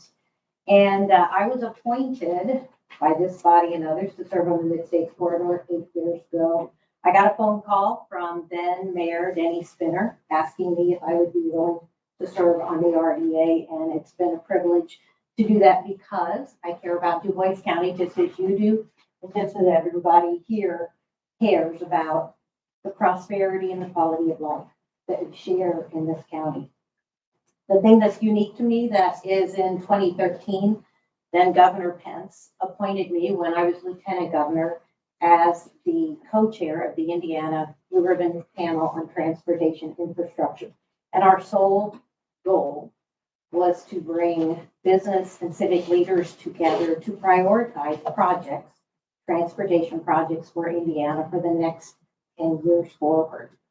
This project, the Midstates Corridor, was looked at, vetted, analyzed by that Blue Ribbon Panel, and it was a Tier 2 project. Tier 1 being I-69, adding lanes to I-65, 70, but as a tier two important to the growth and ensuring all of Indiana, not just central Indiana, would prosper going forward.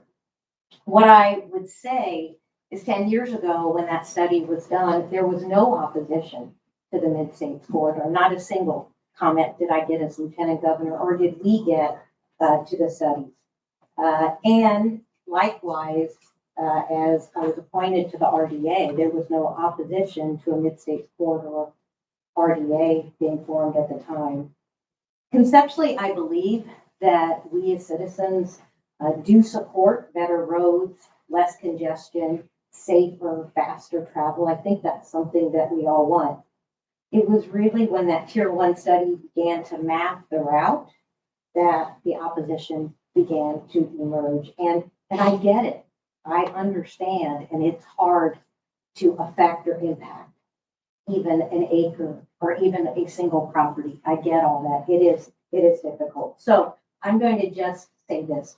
What I would like to ask is that we stay the course, as truly there won't be another opportunity like this for Du Bois County to get it right. Some may know, some may not. 1959 was the first time this road was talked about, and it has had iterations very regularly over that time. So the need for an improved road is not going to go away either. And that what I would ask is that we all, opponents and proponents, work with NDOT and Lock Muir to ensure that any new road meets the needs of citizens and employers alike in Du Bois County for the future prosperity and quality of life for everyone. And just thank you for the opportunity to serve. Thank you. Thank you, Sue. Next is Randy Bartlett. I'm taking him Sue's spot if that's okay. Okay. You could introduce yourself and your address. Yeah, I'm Holly Bartlett, I'm resident of Du Bois County, Huntingburg address. I'm here to talk to you about the financials with respect to the proposed cross-line bus project and solar project. So the decommissioning plan was referenced earlier today. Something I want to bring up to that is section 1.3 of that decommissioning plan talks about the restoration fund. So that's the fund that's going to be used to clean all this up. That fund does not need to be fully funded until year 10. So a question I have for the county is, if that's not funded and Project Co., which is owned by another company, which is owned by AES, goes bankrupt, who will be responsible for cleaning all this up? I really hope that you guys as a county council who is in charge of the money can provide that answer for the taxpayers of Du Bois County. Likewise, I would like to bring up the January 8th, 2026 IURC, the Indiana Utility Regulatory Commission status report. I can get you guys a copy of this, but it brings up the cross-line estimate of the project. I'm sure you can see there's a whole bunch of blacked out information, right? It's been redacted. So I'll show that around. I would like the council to look in why the land leases and property taxes section is blacked out. I think that's pertinent information for the county to know. What are they planning for taxes for this? Why is that blacked out? I understand the land leases portion, that might be a private agreement. I do believe most of that is recorded over that big building right there. But I do think the property taxes section is something that each of you should be concerned about for our county and for the taxpayers. Finally, I want to bring up Indiana Senate Bill 390. So that was passed in 2023. Mark Bessemer was a large proponent in pushing through that legislation. But I would like to hear everyone's perspective on Senate Bill 390. So that allows certified communities to receive $1 per megawatt hour. Right now, the information on the current system that's being proposed, if you reach out to the Indiana Department of Homeland Security, they say that that information on how it will be programmed year after year is a trade secret. So I don't know how we're going to be analyzing how much money should be coming to the county. But again, I do believe that transparency is important for us as a community, for you and I as taxpayers to understand those funds and how that's going to trickle down to us to pay, to you to pay. They called it a carrot incentive. So that was supposed to be an incentive for counties to sign up. Here's your carrot. Here's your dollar per megawatt hour. That's all I got. Hey, all right. Thank you all. I appreciate your time. And then, Dwayne, okay?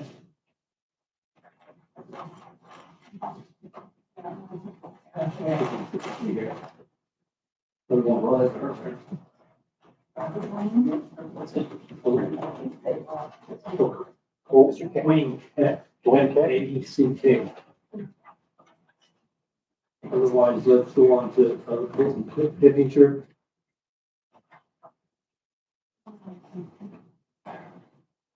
Got all that stuff with me.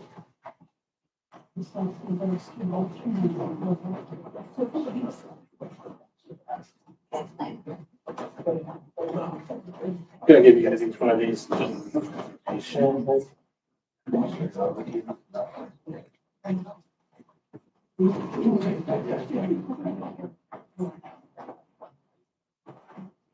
Colton Dittinger, I'm the Executive Director of Du Bois Strong, the Economic Development Corporation. Appreciate the opportunity to speak. In your packet is just some information that we compile. Just a brief overview. We take the largest industries that are over 400 employees by NIST codes. On that second page there, you can start to see number of establishments, number of employees, payroll, and location quotient, which is a rate of how specialized we are in a certain area. When you go to page 3, that's really just, we took the top LQ location quotient. So industries that were over 1 is the national baseline of the US. So those are on a map, you're about average. As you get higher, you're more specialized in the area. Just good information I thought you all should have as you flip through it. There's also some information in there about previous road projects that have seen a lot of success in development. And economic development's been a lot of here tonight. And, you know, I to some extent, I agree. We don't build a road and business doesn't follow, but you have to have it to remain competitive. The same way we don't build broadband and fiber. If we don't have it, we're not competitive. That's what it comes down to. And you heard earlier today, the record of decision has been made for the Midstates corridor. This road's the best option forward. This road's the best option for our business and our industry, so much so that they're willing to pitch in to fund the study, pitch in to fund the road. That says a lot. When your industry is that committed to your community, that doesn't happen in a lot of places. So at this stage, it's really a change. We have the record of decision. It's how we change our focus and pivot to what's best for Du Bois County and pivot, excuse me, been here a while with no water, pivot into, oh, I'm gonna appreciate it, pivot into preparation and execution. How do we embrace this change? How do we embrace the road? How do we prepare for the workforce of the future? How do we prepare for the industry of the future? Our economic structure makes preparation very important. We're based with logistic capabilities. We're based with industries that matter with speed to market, reliability, and transportation. Communities that prepare early tend to get those outcomes. You can see it through the last couple of pages in that packet. Communities that prepare and are ready get those outcomes. Millions, billions of investment dollars come down those pipelines when you're ready for it. Communities delay, find themselves reacting to it. Similar situation, not to be here all day, but we don't have zoning and now we have solar, right? Those things happen if we're not prepared for it. The Mid-States corridor represents a generational infrastructure investment. And now it's our responsibility as Du Bois County to embrace it and protect and support our existing businesses, support our workforce mobility, guide responsible development, maximize our long-term economic benefit, and minimize any unintended consequences. That decision framework's been here, and now we're ready to go execute on that. And I'm happy to answer any economic development questions for the county too. Thank you for coming too. Yeah, appreciate it. And your residency. Huntingburg, yeah.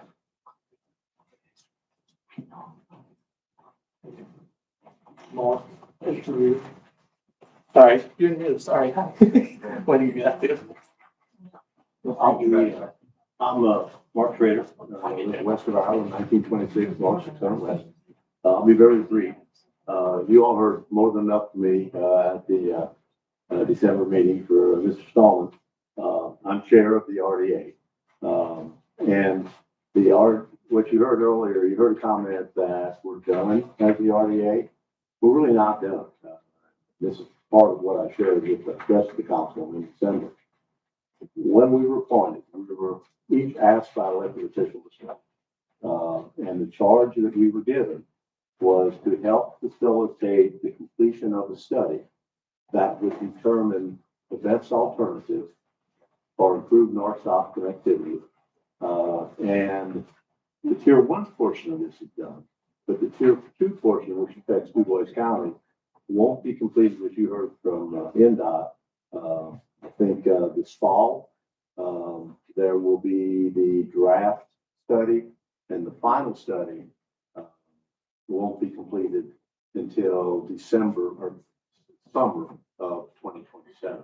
So that part of our job is still there. The other part of our job, which was always anticipated from the beginning, is that the RDA would serve as a fiscal agent to handle the local participation, any kind of local monies that fund into that road.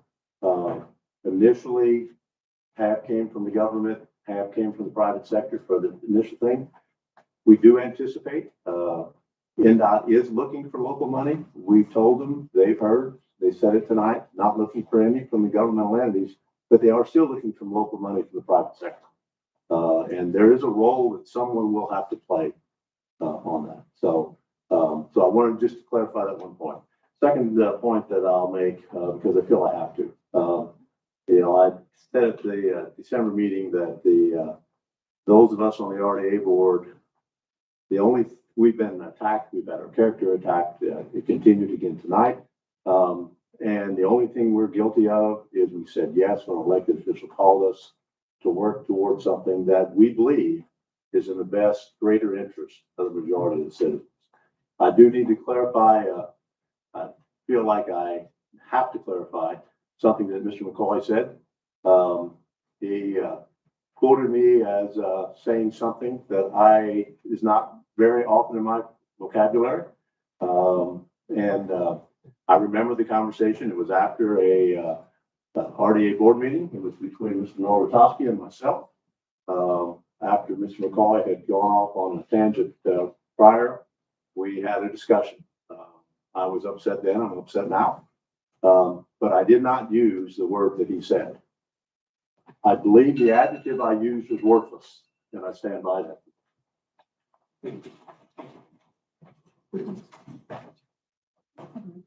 Bob Pfister, 570 Giesler Road, Jasper, Indiana.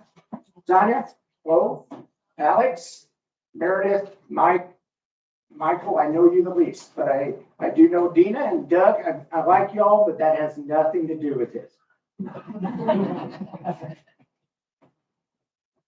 You have no right, regardless of whether you think you do or not, you have no right to give away our homes, our farms, our businesses, and our way of life. No one ever came to us and asked us if we wanted to give up our property. There's even one property owner in here tonight that I heard tonight where they said, and it had to do with an exit coming out of Huntingburg, that has never been contacted by anyone. Let me say it one more time. 81% of the people in the county voted.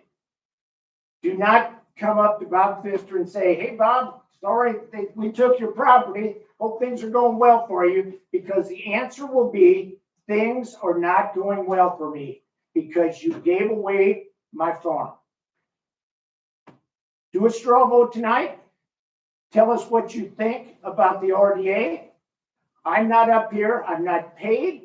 I'm not solicited by anybody but Bob Pfister. Thank you very much.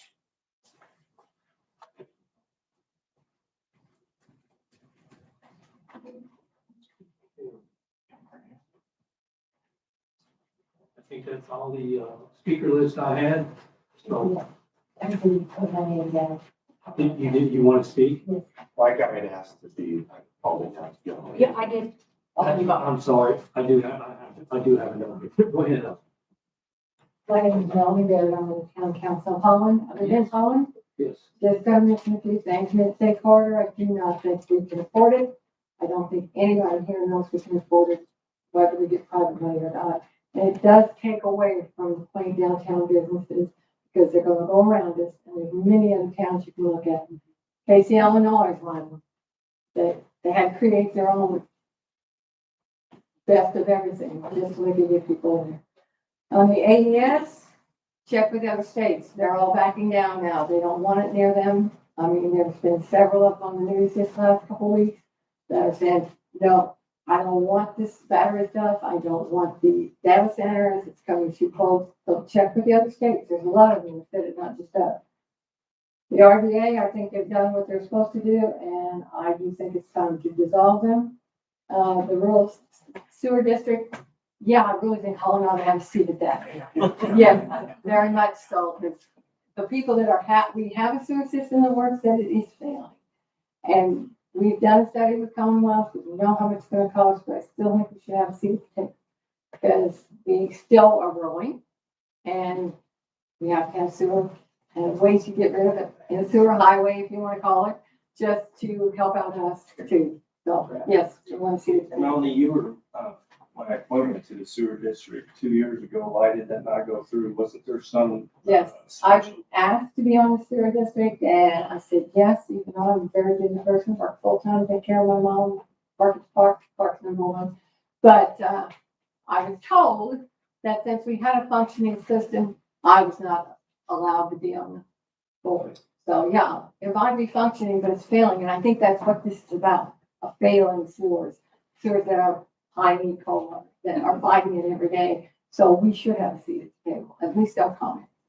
So that's it. I think David Rain took the place there because he didn't have to serve. There was something to do with the population, or you living within city limits where David did. Right. That's why I do they live in was- the town. I think that's. And that was part of it, but like I said, I also am one that looks at what our water is in our sewer. The prices, and we try to keep our prices low. Sewer prices, you don't make money on them. Everybody knows that. Don't make money on sewer. So, but you at least want to be able to come close to being even. So, yes, I would like to have a seat at the table. I'd appreciate it if you could reach out to David. Okay, I will. Yeah, I talked to him several times, but I just felt like since, and I am very active in the community. So, yeah. Well, thank you. Thank you. Okay, next one is Bill Collinger. I apologize for extending this meeting any further, but I appreciate the fact to get a chance to speak for a minute. Bill Kaiser, 1346 West 6th Street, Jasper. Two things I want to say is that, earlier, my character maybe been a little fumed because I was giving percentages, but I'm 100% here tonight to talk for myself and to talk for the RDA. Nobody wants to discuss the facts. There's been a lot of things thrown at you that, if you fact check things, you'll find out. There was an exhaustive study done that this council as part of the RDA did, and that exhaustive study found the same thing.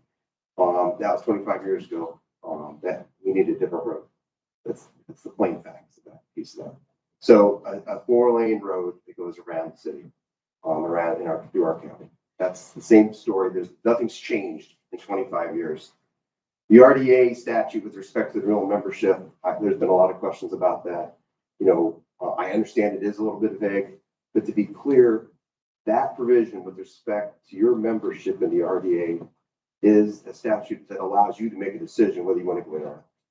It has been stated that, well, hey, the RDA had an opportunity to tell you this and do that. It's your choice to be in or out or to do nothing. And we did send an email. We talked about the last time we were here. Be clear that because we wanted to be clear and be transparent about whether you had to make a decision, yes or no, or to stay in the RDA and make no vote. You could continue. The RDA continues, despite the fact that you may drop out of the RDA if you decided that, which you could. The RDA will continue, and there is a purpose for the RDA. And Mr. Schrader talked about that purpose. So to say that you have to disband the RDA, that's not true. You can go forward without making a decision and continue your membership if you so choose. And that's your choice. And to be clear about that too, you can make a decision to continue on at some point, make a second decision. A year from now or 2 years from now, and make a decision to leave the RDA. So just to be clear about that, I know that the statute that we've asked in writing to get a clear, to share with your legal counsel, we just haven't received that yet. But we have promised that when we do receive it, we'll share it with you. The poll issue I keep bringing up, I mean, there was a poll of 17,000 registered voters. I think 600 people, responded to that. I would go to suspect that half of those people are a member of the opposition group. So you go from 3.5% of the registered voters to 1.7% of the registered voters. That maybe be that. That's the question. I mean, the opposition has said clearly that they did that. The last piece of that is that the Lockmuller Group talked about the fact that 1,700 trucks a day, that's what the study says would be taken off 231 and going on forward. First, I was surprised that there were 1,700 trucks running down our 231 every day. But the fact that 1,700 trucks may go off the road, I think that's a huge win for Du Bois County. Thank you. Thank you.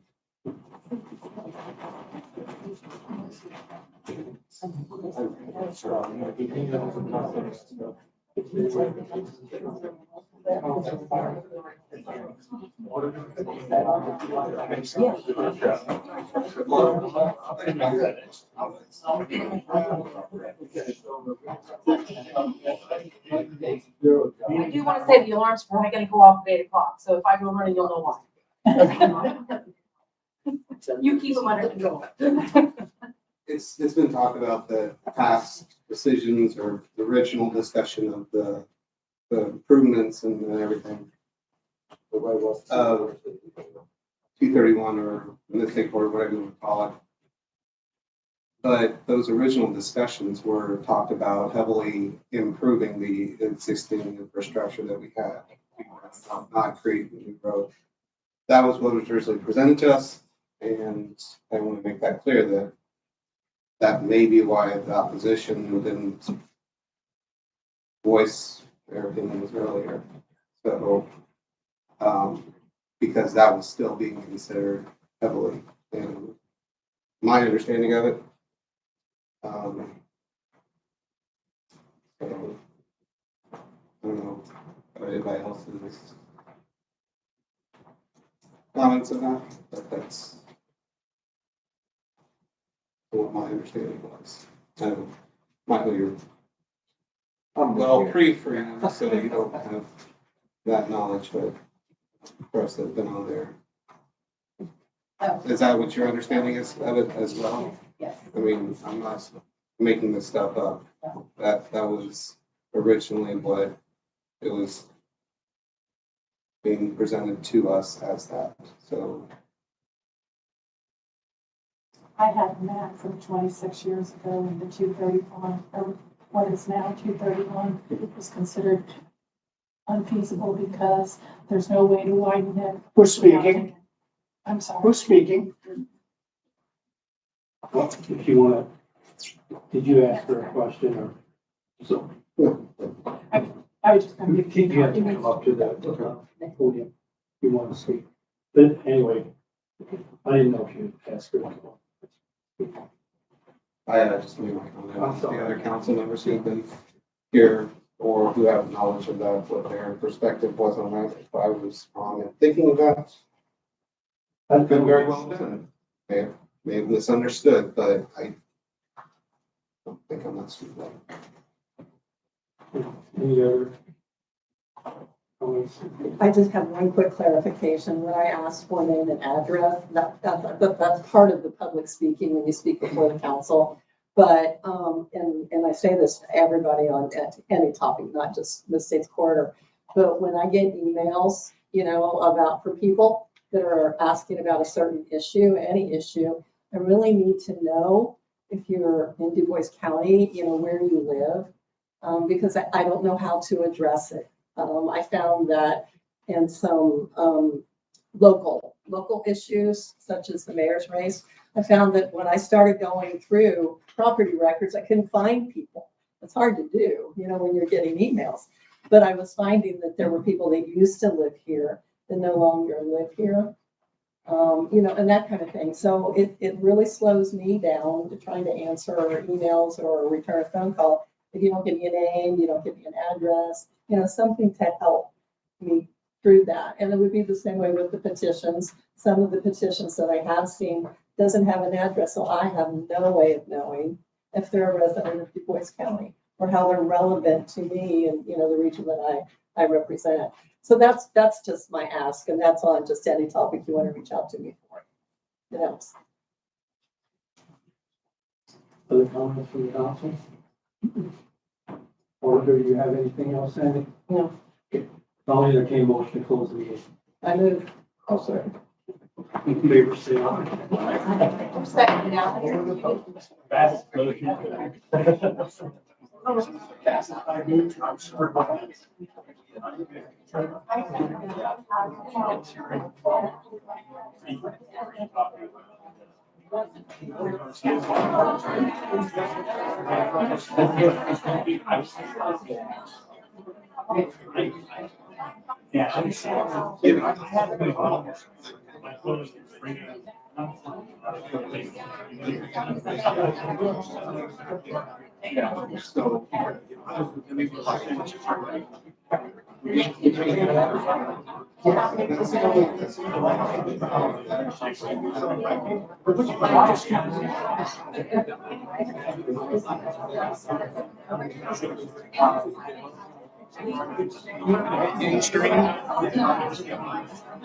Increase.